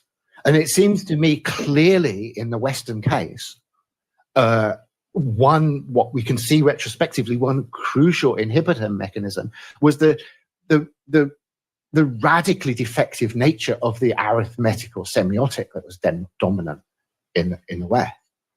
And so again, we're really talking about a sort of negative phenomenon, that zero just liquidates a certain system of semiotic shielding that is kind of dampening down certain potential processes.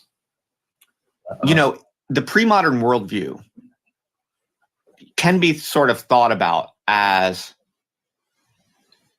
an artificially constrained scale of the relative values and magnitudes of things, right? This is perhaps most famously encoded in the notion of the great chain of being. So if we kind of just very crudely simplify the pre-modern worldview as this worldview in which everything has a place, right? Everything Everything has some sort of positive value, in other words, starting at zero and going up to God or something like that. Yeah. And so everything in the world, everything that's real, everything that exists, has some value greater than zero in some sense. And those values are known. They're enforced by traditional authorities.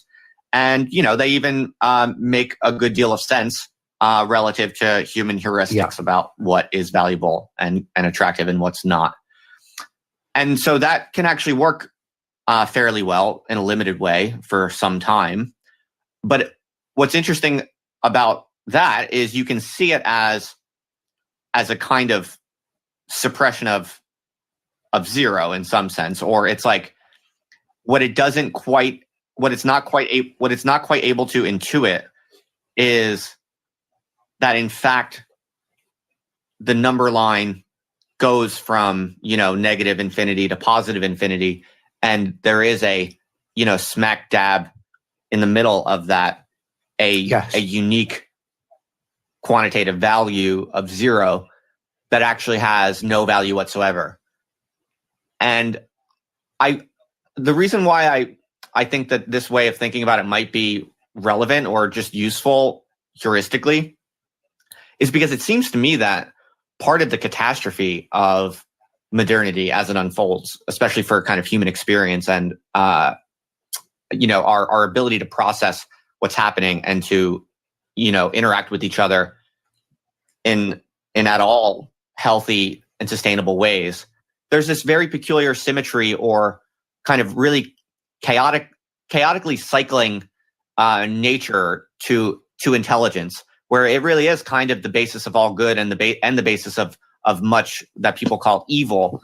And I wonder if your idea about zero has something to do with this, because in some sense you can think of the pre-modern worldview enforced by traditional authorities as keeping a kind of forced lid on precisely that chaotic cycling around the 0 point. The liberation of mathematics is kind of the unmooring of rationality's ability to anchor itself ethically. It seems to me that the pre-modern traditions, and especially the world religions, perhaps I have in mind Catholicism in particular, is almost, you can really read it as precisely one dedicated solution to that very problem. And perhaps that's why zero is unique, if in fact your hypothesis is right, because it sort of makes possible this chaotically perverse symmetry around the number line or something like that. Where you started off, it seems to me it's worth isolating in itself, because it's super convincing even before you then spin it out into the larger picture, which is this question just about the scale of available magnitudes. If you look at, I think this is a really great insight, and it's obviously hugely characteristic of this transition of arithmetical semiotics. If you're using Roman numerals, every new magnitude has a letter. You run out of letters. They don't even use them all. Exactly as you say, that the range of conceivable magnitudes would therefore be hugely constrained by that semiotic, and it clearly is a characteristically modern phenomenon to have this massive explosion in the range of conceivable magnitudes, and something that the semiotic obviously just pushes hard, and I think we really, it's a really reliable index of acceleration. The fact that we now talk about billions and trillions, quadrillions, in a way that's very recent. You don't have to go back very far before, a billion seemed like an almost preposterous number. You know what I mean? And the notion that you would just be throwing it into casual conversation, that it's something that's just marked on your memory chip, was totally inconceivable. So I think that's definitely right. I think that there's an imagined, if we can use your language, like great chain of being that involves a relatively limited number of conceptually manageable magnitudes, marked fairly adequately by the letters of the Roman alphabet, and that is just blown to pieces into this screaming cosmic immensity that the new numbers open for us. Yeah, I guess zero is also uniquely abstract if you think about it. So it might have something to do. It might have something to do with a certain opening onto abstraction, because totally. You can't say that strongly enough. It's the absolute definition of the absolutely abstract, isn't it? So that's. Yeah, I can't nod along enough in agreement with that. At a certain point, our technologies for abstraction reach a breaking point where intelligence itself becomes autoproductive, if I understood you correctly. Well, I don't know. I think that that actually is a model closer to something like a kind of Kurzweil type historical model. And it's not that I don't think there's much to that, but just at the risk of being really repetitive here, the thing I would really want to emphasize and keep on the table with this, of talking about what we mean by the pre-modern, is we're talking about entirely positive inhibitory apparatus. And this shouldn't be difficult for us. In the sense that in the early stages of control engineering of cybernetics, all the emphasis is on inhibitory apparatus. The inhibitory apparatus is just considered, into mid-20th century, being obviously what control engineering is about. So that the explosive element is systematically themed as pathological, dysfunctional, as disturbance, as some kind of social threat.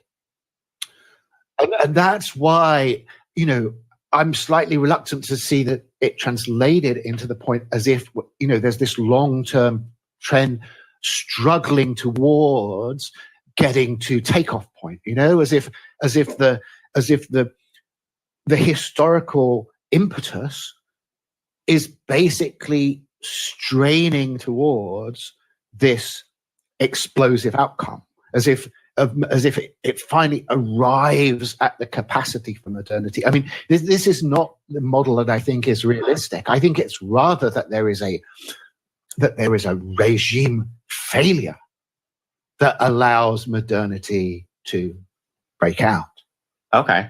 That's interesting distinction. That's definitely worth making. So you actually don't see kind of the explosive dynamics of intelligence accumulation over time as a process that begins in the beginning of time. Yes. I mean, look, it has to be said in saying that of course you only have a sophisticated, complicated, inhibitory structure if there's something that you're inhibiting. So of course, there's, in any complex information system, unquestionably throughout the history of life, there have been, processes of positive cybernetic escape. And within those fields, appropriate systems of the production of inhibitory apparatus. Right. So it's not that I'm wanting to say that positive potential is something that only sort of miraculously arrived in modernity. I think I think I'm quoting Deleuze and Guattari where they say it's the kind of terror that's haunted the whole of history or something of that kind. I think that's totally right. I think that when you're doing this concrete analysis of the actual machinery of a pre-modern regime, you're implicitly looking at the way that it prevents a kind of autocatalytic catastrophe happening under the conditions of that society. One of the things that I think is really interesting about your work is the way that you really emphasize that critique, as we know it, is more or less the same thing, or at least this is your argument, I think, if I understand you correctly, that critique is more or less the same thing as capitalism itself. Yes, I think so. And at the absolute leap as modern thought, modern philosophy. Yeah. A lot of people today, I think, walk around with a kind of model in their heads in which rational critique and leftism are more or less synonymous. People think of, Marx and the entire tradition of criticizing capitalism as kind of the epitome of applying the human mind to social institutions. And so a lot of people carry around this kind of natural presumption that rationality and intelligent critique is a kind of natural partner of creating social organizations and projects and institutions to make sort of the irrationality of capitalism more rational in some sense. So you've by kind of holding this line that you've held and really kind of working on it and tilling this ground, quite against the grain of what a lot of people's conventional wisdom is. I actually think now it's super useful. It seems to me that right now everyone's sort of ideological codes are kind of being scrambled, and if you kind of have this natural presumption in which we use our intelligence and rationality to criticize the stupidity and insanity of capitalism, that gets short-circuited pretty badly, I think, when you kind of look around. I wonder if you could maybe try to kind of back out this idea a little bit more, or if you could just speak to to speak to that a little bit more, I wonder. There's a lot of architecture in the history of philosophy that is basically putting this stuff into place. I mean, I think the largest recent shift is, again, the joint work of Deleuze and Guattari, where I think that this fusion of the functioning of critique and the capitalist mechanism is really brought together with huge intensity already, very clearly. You can't, when you're reading their account of history and their reading of Kant, they're exactly the same. They're exactly the same things. And obviously, for them, the state is basically the ultimate metaphysical object. So everything we started with in terms of this whole question of eliminating indispensable nodes, root arounds, all of this kind of thing, plugs straight onto that. Like, the state is that historical element that presents itself as the indispensable node, the great hub, the supreme object, and in that way is actually the material and historical incarnation of metaphysics as a kind of materialized social problem from the Deleuze-Guattari point of view. But then I think you can go back also, before that, definitely. I mean, in my sort of graduate education, I was lucky to sort of have some very smart Marxist teachers. I probably shouldn't name them because it will probably not do them any favors right now if I did. But the notion of a Kant capital complex was something that was totally in play for these people already in like late 1980s. I mean, and so far before that, that's just where I came across it. And so obviously if that's the reference, then the dominant questions is all about, the overcoming of Kantianism is exactly the same philosophical task as the overcoming of capitalism as a socio-political task. And as I just want to say, this was very explicit for them. I mean, it's not that requires some kind of later interpretive overlay to make that kind of move. So, yeah, if I can just say one, just as a sort of an appendix to that point, so it's just to say when you're talking about critique and rationality and these various notions that can obviously be quite nebulous, or they can be very philosophically rigorized. But I think if they're philosophically rigorized from a leftist perspective, then they're probably being rigorized in relation to this notion of what it would be to overcome Kant. And I don't think that Kantianism itself, except by the most extreme set of intellectual confusions, can be understood as an inherently counter-capitalist mode of intellectual or cultural process. Is it fair to say then that, in some sense, one of the reasons that blockchain is so fascinating is because it is sort of this overcoming of Kantianism that is also a certain kind of overcoming of capitalism, sort of philosophy in practice? Is that how you see it? Well, that is how I would expect an articulate leftist to see it. I mean, I would not go that way at all. My position is that the stubborn vindication of Kantianism as the horizon of modern intelligence is the dominant phenomenon. And so, I mean, I see blockchain as being Kantian. I mean, there's obviously some kind of updating that happens through the process of technical implementation.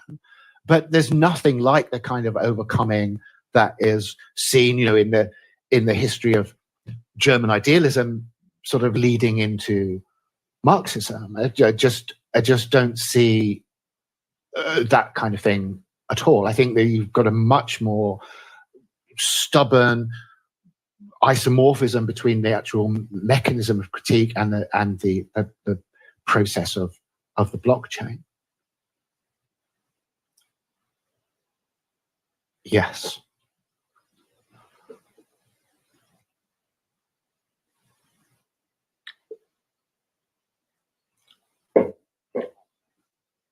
Well, I mean, who knows what's down the road, but it certainly seems to me that it's kind of an intensive transition in the autonomy of capital, which I think can be translated into the robustness of these root-around processes. So obviously, why there is a kind of left critique. Maybe I shouldn't even use the word critique because I think it might lead to confusion. But the deep leftist objection to the blockchain, which seems to me very rational and coherent and on point, is the fact that it obviously is an escape route for capital that makes a whole series of social projects based upon the domestication of capital become increasingly implausible.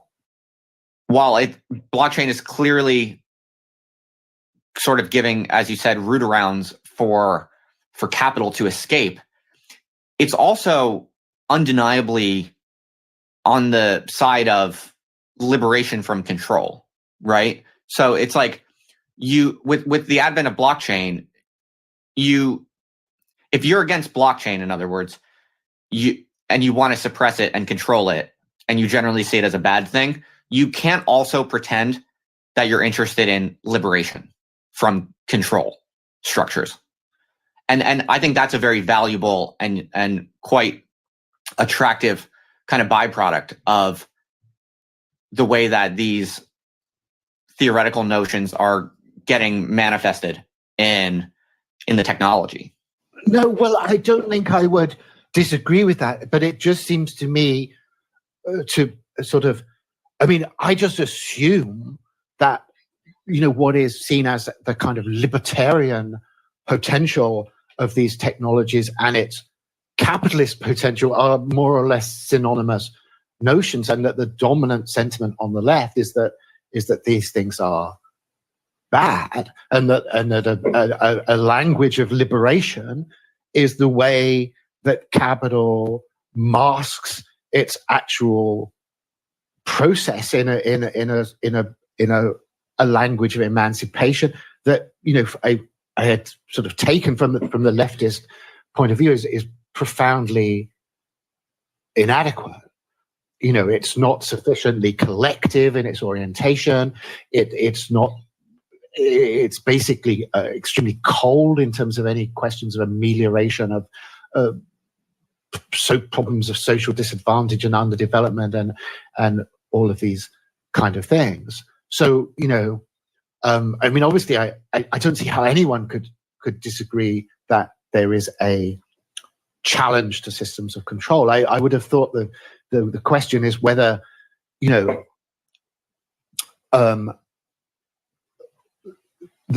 dominant political argument that continually comes back is whether certain systems of control are actually required for the collectivization of emancipation, rather than its more Darwinian variant.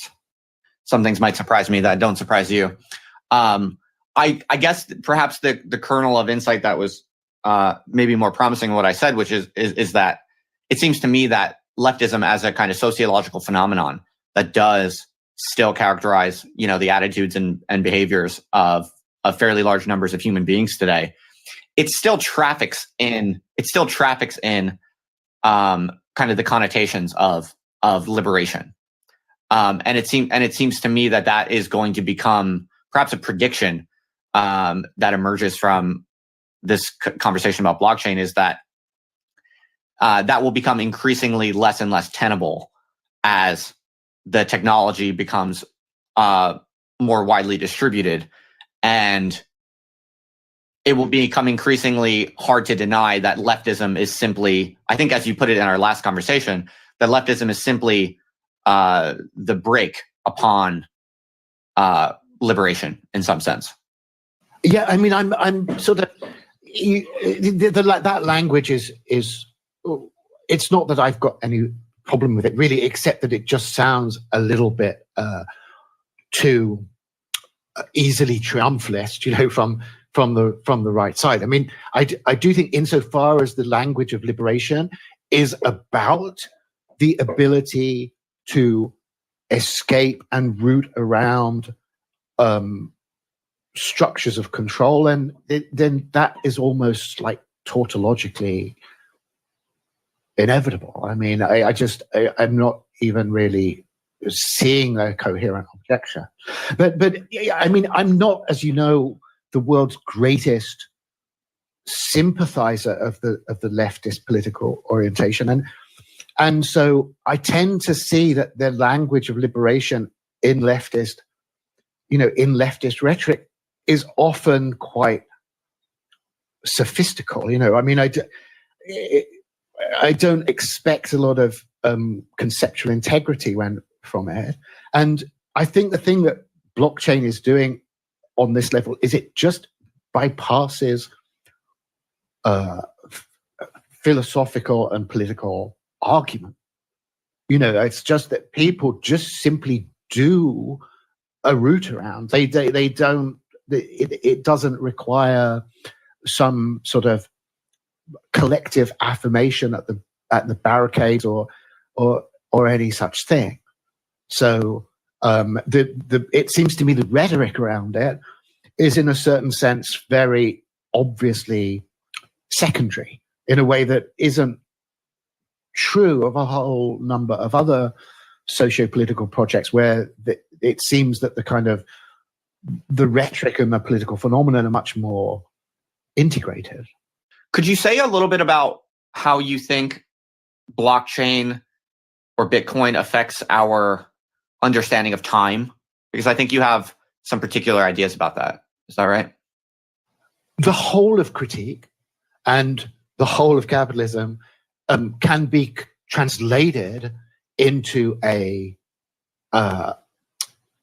discourse on time, or questions of time. So there's, most famously, perhaps, the sort of Heideggerian formulation of critique that seems to me conservative in its essentials.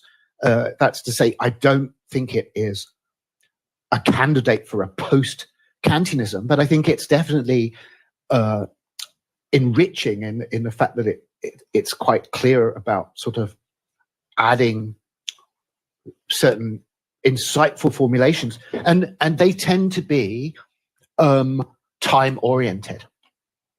So the Heideggerian translation of the basic critical argument is that the metaphysical error is to understand time as something in time. So you translate this language of objectivity and objects into the language of temporality and intratemporality, and I think have equally plausible ability to sort of construe the previous history of metaphysical philosophy in terms of that critical formulation of what it is to make an error. So the basic error then at this point is to try to think time as something in time.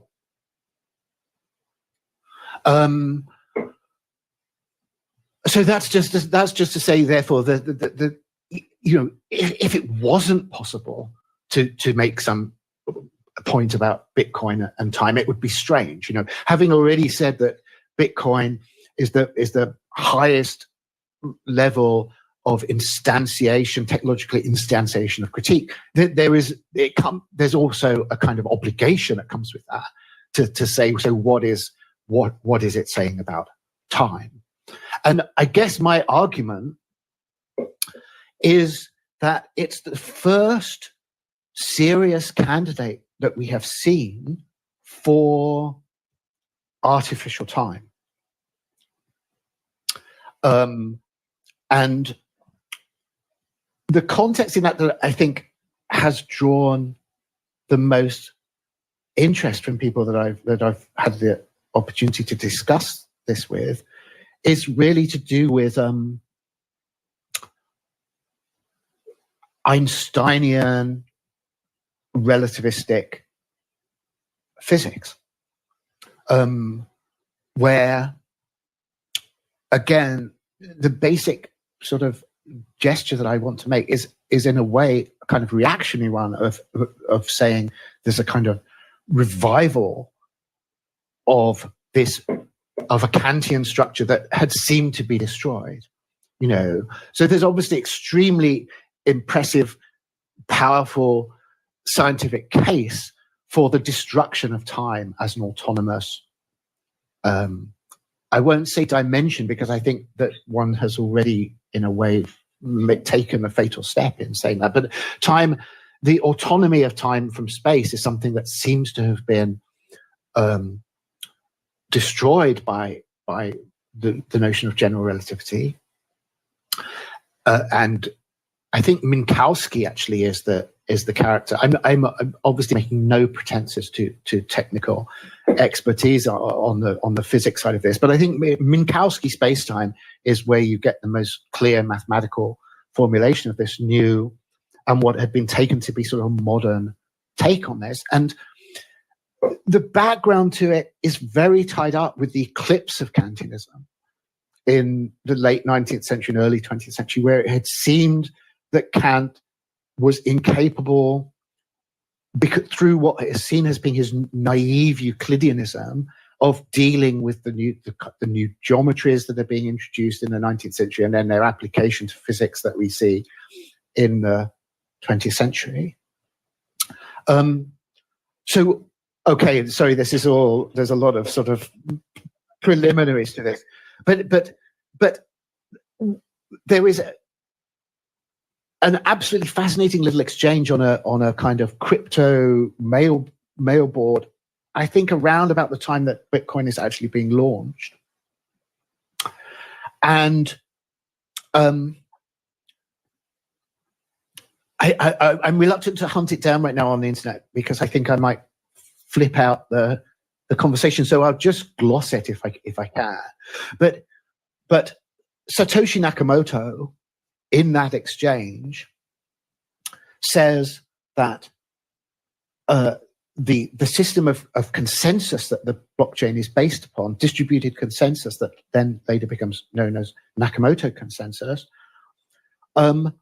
resolves a set of problems that include the priority of messages, global coordination, various problems that are exactly the problems that relativistic physics say are insoluble. It's in relativistic physics between two sufficiently distant points in space. It's simply impossible to say, meaningless to say, even which of two events comes first. The notion of simultaneity is lost.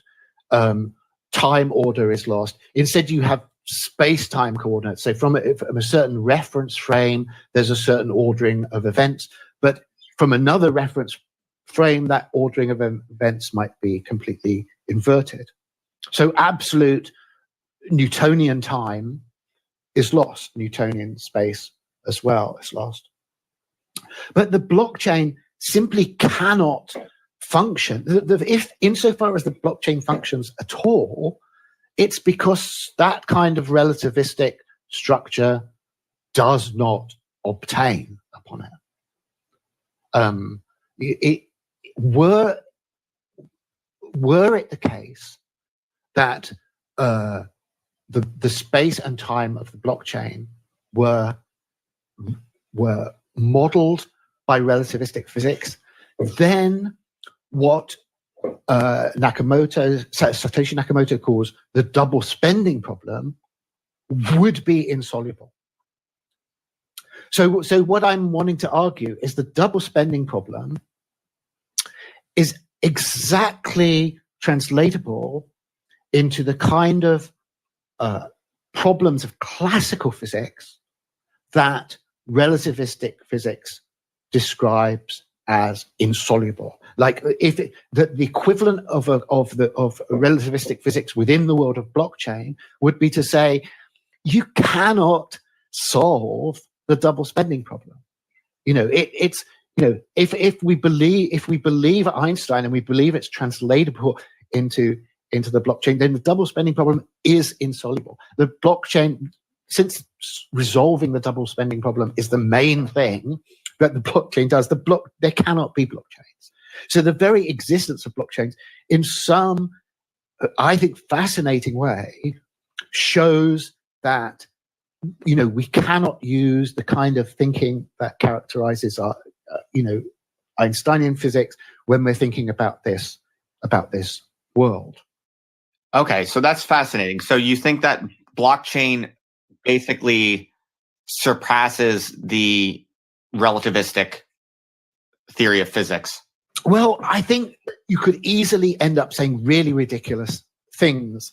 So I would really like to try to be cautious about it. The minimal claim is to say that within an Einsteinian paradigm, the double spending problem is insoluble.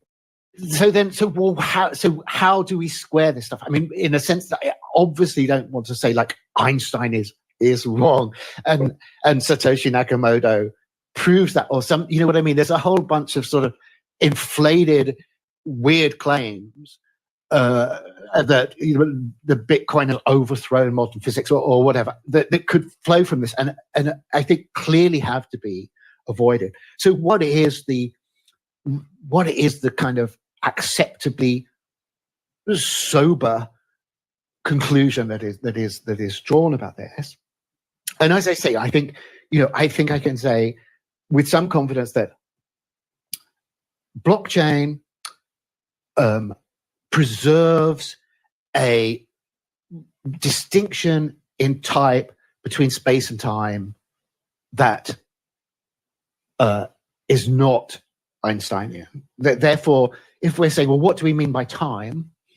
When physicists say, that we've lost that notion, I have to do a rejoinder of saying, no, that really is not right. We still have time, and the blockchain tells us that we have time, and we have time as something totally different from space. And in the structure of the blockchain, the difference between space and time is carried by the difference between the chain and blocks.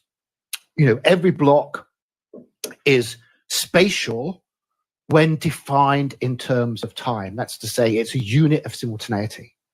Everything which happens within a block in the blockchain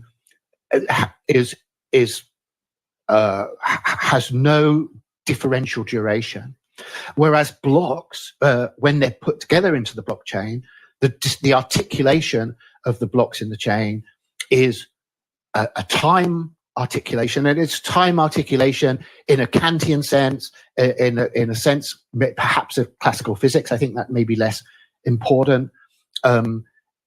It's irreducible temporality in the sense that it's not a spatial dimension. And so we still have space and time left. Well, how is it possible that we have space and time left? And the answer to that, I think, is that there is a technical theorization of this that would be rigorously physical. It totally exceeds my competence in every dimension, but I'm able to see what it would look like. I mean, maybe someone out there could do this thing, which is that the simultaneity of a block, the duration of a block, because Bitcoin has a pulse, it has a tick, it has a kind of a set goal of the average time it takes to process a new block. Well, I shouldn't say it's a tick because it's not like a clock. It's not that it's set that you'll get a block every 10 minutes. It's that the parameters of the system are designed to hunt that, like in a kind of almost thermostat sort of sense. And that's the equilibrium. So it has a model of the kind of regularity of these ticks, and the difficulty of mining the block is adjustable and is fixed in order to basically keep it going at this rate that is considered ideal, and that rate is a function of the spatial scope of the system.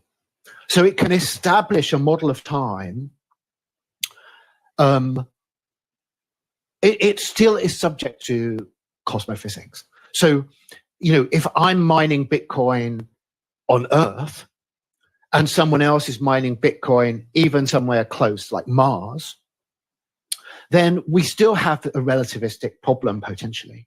And if you're going to have a blockchain, it must be that the metabolism of the blockchain considered, that's say its tick, is sufficiently expansive that it's able to absorb any relativistic distortion that happens due to the time lag of signals passing around in the system. So because on Earth the relativistic effects of large distances are pretty tiny, so you're just talking about a fraction of a second probably, then even quite regular turnover of blocks is completely satisfactory, given the way the blockchain works, that it chunks time into these units of simultaneity called blocks and then stacks the blocks in this absolutely fixed chronological order. It's the blocks we have are quite long enough, quite the magnitude of the blocks measured in time is quite adequate to maintain this artificial temporality under terrestrial conditions. But were the blockchain to be fanned out deeper into the cosmos, then the block time would become larger and larger and larger and larger. And I think ultimately, maybe quite quickly, would become impractical. So you'd be mining a block every 6 hours or something if you're just extending a blockchain into the inner solar system, or if you go out into the outer solar system, then you might need to spend days before you're allowed to for the system to tick forward and another block be added to the blockchain. So this is what. So just to sorry, I know this is not very articulately said, but it's that therefore, of course, I'm not saying that Einsteinian physics is wrong. I'm saying that the blockchain is in a substantial way autonomous of the most kind of extreme relativistic conclusions of that, because we do still have absolute time and the blockchain instantiates it. But what the Einsteinian physics put constraints on the blockchain in that there has to be this relation between the regularity of block production and the spatial magnitude of the system, and that if you do then fan out beyond the Earth, they could become constraining, and has the further implication that at astronomical scales, you probably just have to have a plurality of blockchains. I don't think the notion of the blockchain scales up astronomically for Einsteinian reasons. Okay. I mean, I think that's incredibly all very fascinating, and I would probably need to listen to what you just said a few times before I fully grok it. But I think I do basically understand you, and I don't think that you're making overly inflated claims about physics. It sounds like what you're really just trying to say is that blockchain is able to technically instantiate something that one would think is not possible if one were thinking according to the relativistic physical model. Yes, I think so. But that relativistic model itself has certain constraints in the fact that obviously, as in a way it knows, it doesn't apply on small spatial scales, or at least, I mean, it does apply in theory. There are minute relativistic effects, but they're so minute that there's an absolutely rigorous, reliable technical fix to relativistic problems on small scales. And blockchain does that fix, and therefore restores a notion of time that means, we simply don't have to treat the kind of foundations of critique, the Kantian foundations of critique, as having been obsolete in this respect. We're under no, I think, intellectual obligation to do that. Without making any comments about, Einstein or anything like that even, it seems to me that we can say that blockchain is a system that supplies its own objectivity. Because the blockchain is this kind of self-validating, trustless system in which, in some sense, it's like a technical prohibition on the possibility of lying in some sense. Once you have rational critique, and rational critique is out of the bag, and everyone's able to critique everything, you actually have some serious problems for the very possibility of rational critique, because everything becomes relative to everything else. And that's, a kind of quick and dirty way to summarize the unmooring, the cognitive unmooring that modernity represents. You could kind of understand that on a spatial metaphor, in the sense that we can create rational system in modernity. Up until this point, we can create rational systems that are internally rational, but their relationship to other people or figures or spaces is totally relative and arbitrary. And people can just basically, people can, let's say, tell lies, right? In the most quotidian sense, people can lie and get away with it, in some part because when they're caught out locally, they can just sort of move spatially. They can kind of leave the area in which they're outed as liars, move spatially, and be liars somewhere else. In some sense, that sort of spatial relativity, and again, I only mean that in a metaphorical sense, that spatial relativity seems to be a kind of basis on which the cognitive chaos of modernity is possible. But in some sense, if you're arguing that blockchain is artificial time, that at least in some non-trivial, meaningful sense, is able to instantiate itself in a way that is not subject to the relativism that we might expect, then in some sense, does it not solve the basic problem of it? Does it not solve the spatial problem of lying and kind of cognitive disorientation that the current state of modernity could perhaps be described as? in other words, within blockchains, you're going to have a perfect technical realization of objective truth, and there's no routing around that within the blockchain. Now you can have multiple blockchains, and this might result in something like a patchwork of blockchains, which is actually another kind of avenue of conversation we could very well go down. But you're going to have sort of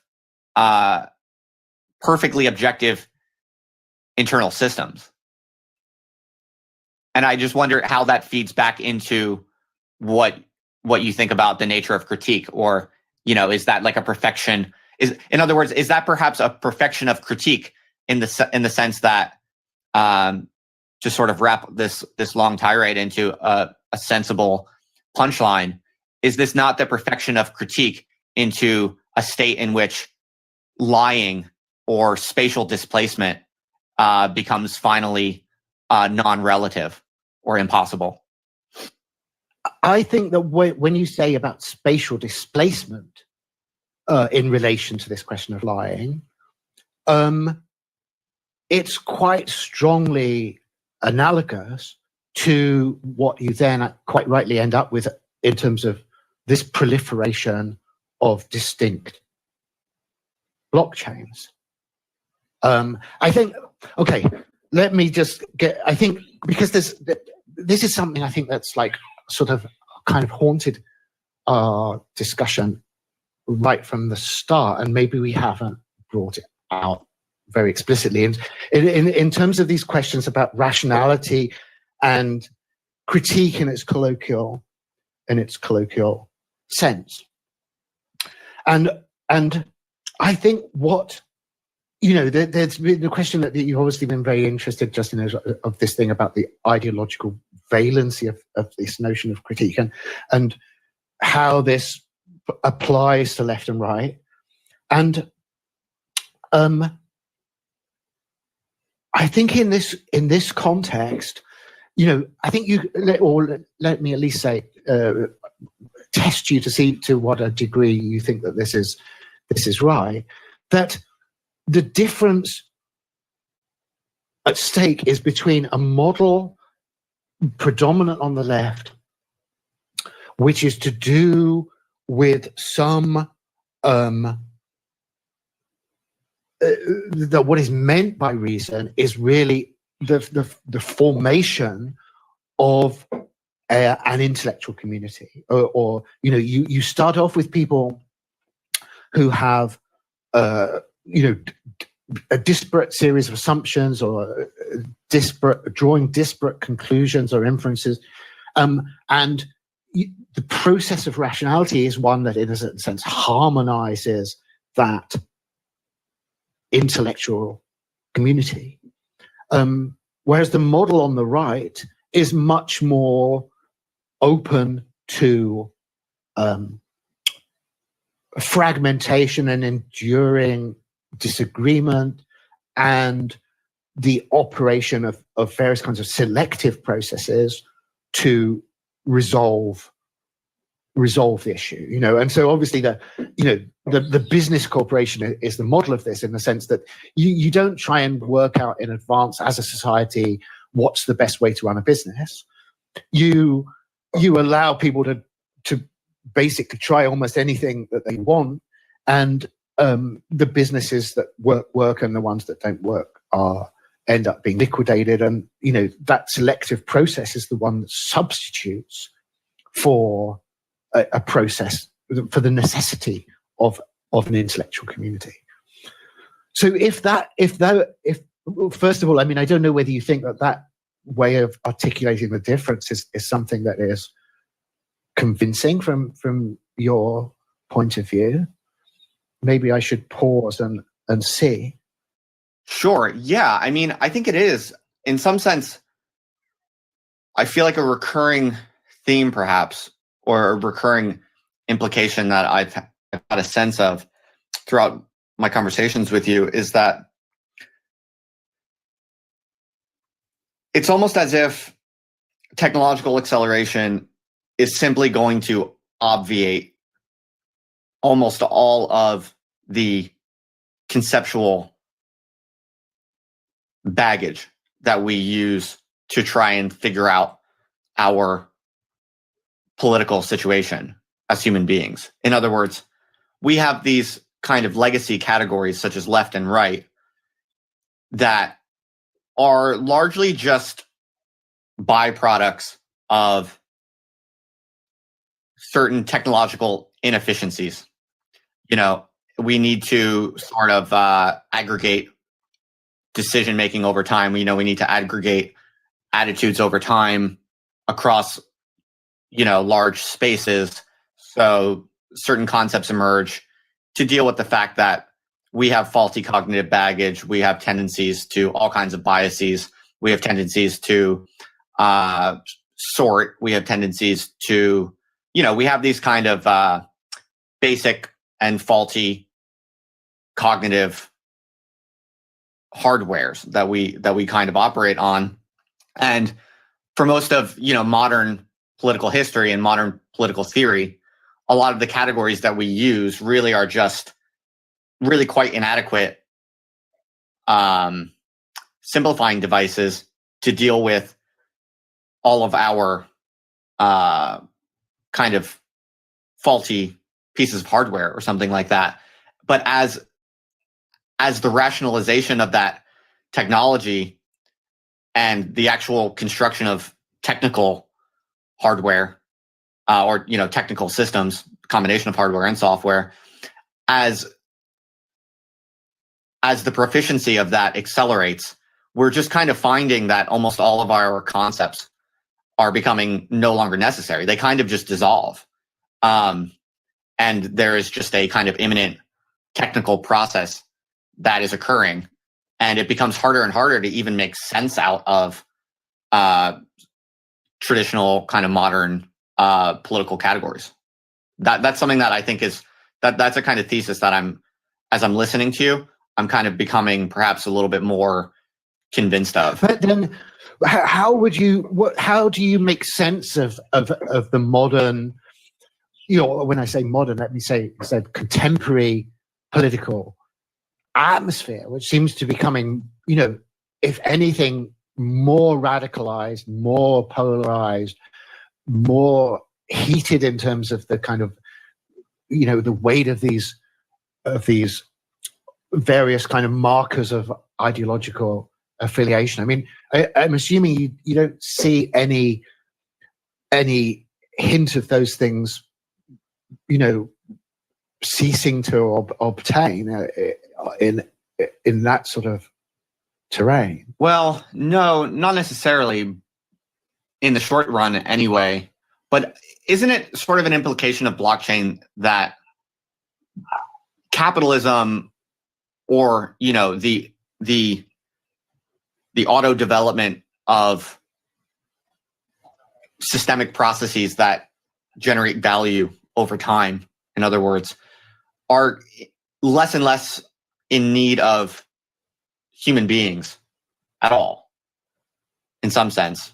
So, once you can kind of combine the idea of artificial intelligence with blockchain, it's becoming increasingly easy to simply imagine a purely machinic capitalism in which purely, non-carbon based machines, intelligent machines, basically have their own kind of global capitalism and increase value on their own over time without any human beings even on the planet. That's increasingly that's almost trivial. That's increasingly almost trivial to imagine capitalism carrying on through artificial intelligence and blockchain, as basically every passing generation, human beings find it increasingly impossible to even survive to the point that that humans are completely bypassed.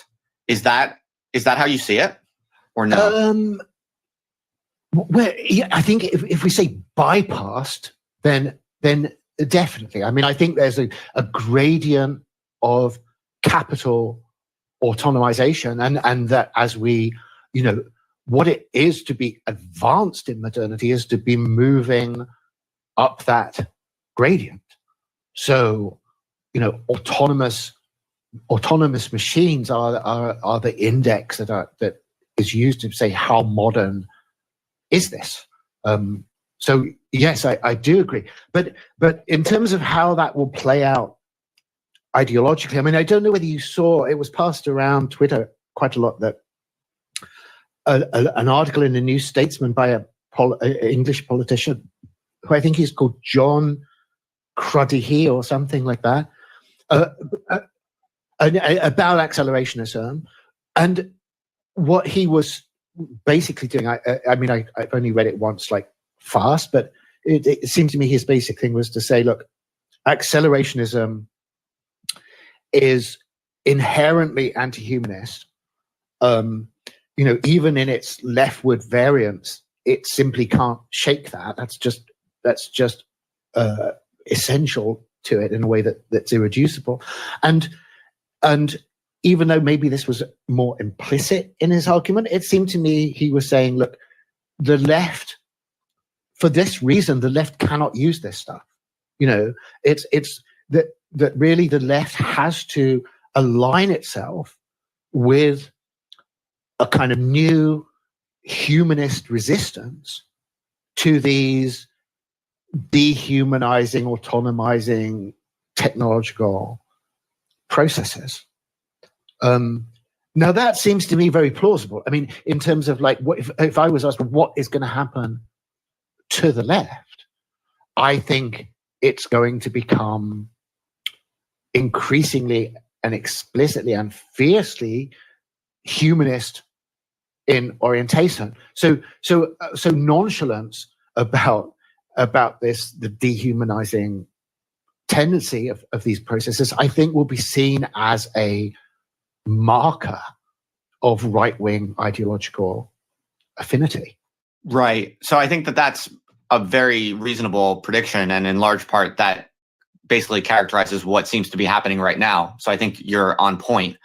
I think I would only add to that at least one alternative possibility. And, I should say very clearly, I'm not necessarily predicting. I'm really just kind of riffing and speculating about possibilities, and also indicating what I think is perhaps the most attractive line of thought for people today who are interested in, radical philosophy and thinking as critically as possible about the human predicament at this point in time, especially for people from a kind of left-wing perspective that, as I think you and I both agree, the traditional modern coordinates of which are being, rapidly kind of destroyed.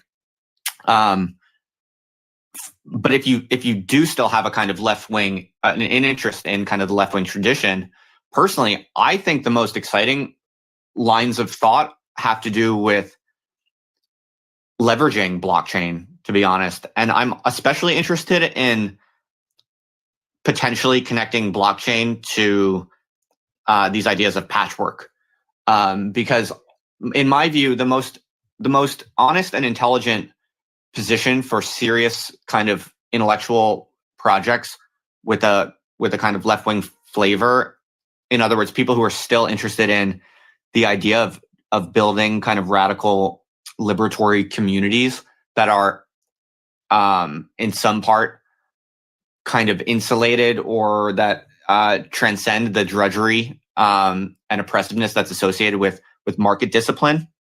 It seems to me that if you're really into that and you think that there's a way to organize life like that is superior and also kind of in engineering terms possible and empirically serious, then we should be able to build a patch, I think, leveraging the most state-of-the-art technical possibilities to make something like communism a superior form of living that would actually function better than current forms of economic and political organization. And I'm actually I feel, I wouldn't put the probability of achieving that very high, but I would probably put it much higher than I think most people who are thinking about this sort of stuff in any kind of mature or serious way, I actually think that it's quite imaginable that a kind of communist patch, if organized correctly, would actually outperform and outcompete, more reactionary flavored patches.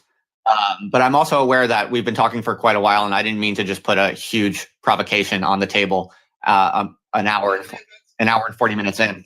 No, that's good. I mean, look, look, my position on what you just said is I totally welcome this tendency, obviously from outside. I mean, I'm profoundly skeptical about the prospects of these, as you say, I think in a most extreme way of describing it, of a communist patch. I mean, I'm not going to be investing in them, but I entirely support the project. And it seems to me that what's here, there's a lineage of. There's a left lineage that should be entirely unobjectionable to the liberal, in the old sense, tradition of capitalistic modernity, which is the tradition of experimental communes, of experimental cooperative organized businesses, and now, as you say, of experimental left-flavored blockchain innovation. I mean, I don't think there is any legitimate basis for a right-wing critique of such things being undertaken. There is, of course, much room for right-wing skepticism about their chances of success, but that seems to me an isolable and irrelevant issue, because I'm assuming you don't need right-wing endorsement of these things at that level. You simply need social permission. And I would, of course, hope that social permission will be there and be ever easier to find for this kind of thing. It's ironic, but if there's a social permission problem, it's coming from the left. And that's just so bizarre. And that can kind of explain for you why I'm, so obsessed with trying to sort of unwind these strange ideological loops. Yes. I know it's late for you, and I know we've been talking for some time now, but it's actually quite a natural segue. Yeah, sure. Since you invoked social permission. Maybe you could reflect a little bit, or maybe share some of your insights from your experience becoming, in a lot of people's eyes, quite a pariah figure. Something that I've always been very curious about is, when you first started getting a lot of condemnation, especially from the left in England and in the West at least, or whatever. I'm very curious. Like, were you even surprised how much condemnation was generated, or had you already kind of factored that into your model of the world? In other words, you were quite conscious of the provocations you were making and the effects that it would have, or you were even stunned at how kind of offended people were by some of your ideas? The model was precisely predicting the level of condemnation that arose, because the model, I think, the phase of my activity that has generated the most kind of thermonuclear hostility is obviously based on my sort of encounter with Mencius Moldbug, and particularly with his basic model that we're dealing with. What he calls the cathedral is the state church of the supposedly secular West, and that state church engages in entirely traditional modes of cultural policing based upon zealous extirpation of heresy. And all you need to know is, what are the significant heresies of the state of the church that you're concerned with, and those responses are as predictable as the results from a particle accelerator, given a good standard model of the nature of subatomic interactions. I mean, completely unsurprising. And in fact, if surprising only in that they are so completely and unironically falling into the pattern predicted by their enemies. They are just, in a sense, I think the tragedy of the left, as I've seen it really in the last 5 years, is the fact that it lacks any sense of what it looks like outside its own framework, and the fact that it does seem to be so entirely predictable in its set of responses. Your model of the world had already been updated such that you knew saying the things you wanted to say was going to trigger quite a lot of outrage, but in some sense, you were willing to do that precisely because your model of the world was such that you had really nothing to lose. No, I mean, that condemnation was extremely valuable scientific confirmation, as far as I was concerned, of the validity of the mold bug thesis, and played a large role in consolidating it in as far as I'm concerned. Now, if nothing like that had happened, I would have probably had to just dump mold bug in the trash and say, not nice theory, but clearly the world doesn't work like that.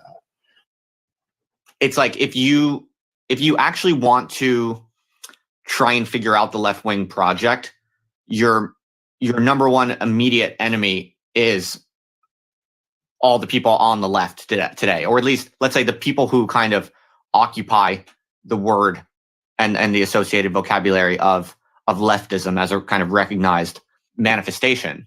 These legacy concepts are just so overheated that they really don't make that much sense anymore.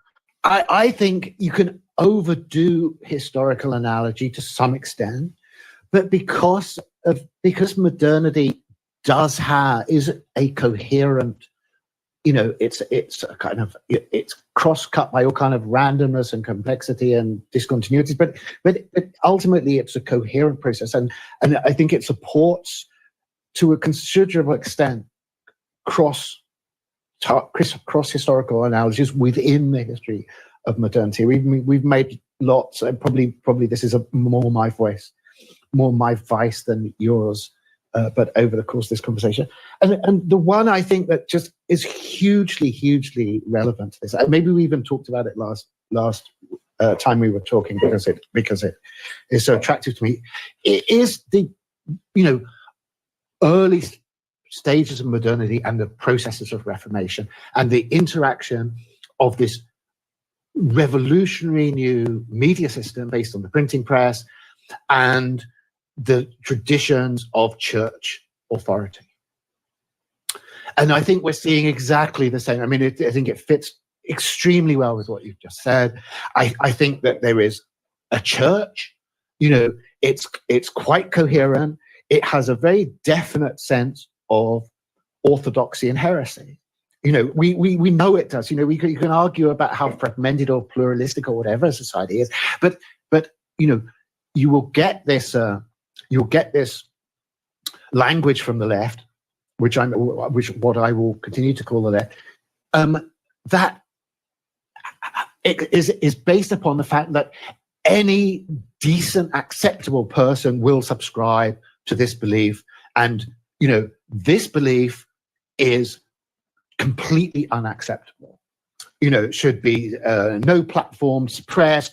Maybe you even should be imprisoned for the voicing of certain, extremely heretical opinions. So, of course, it is a coherent cultural entity. We can see, if it was not a coherent cultural entity, it could not possibly have any belief in its capacity for doctrinal policing. And we see that it has this confidence of doctrinal policing all the time. It's just, we're being bombarded with it.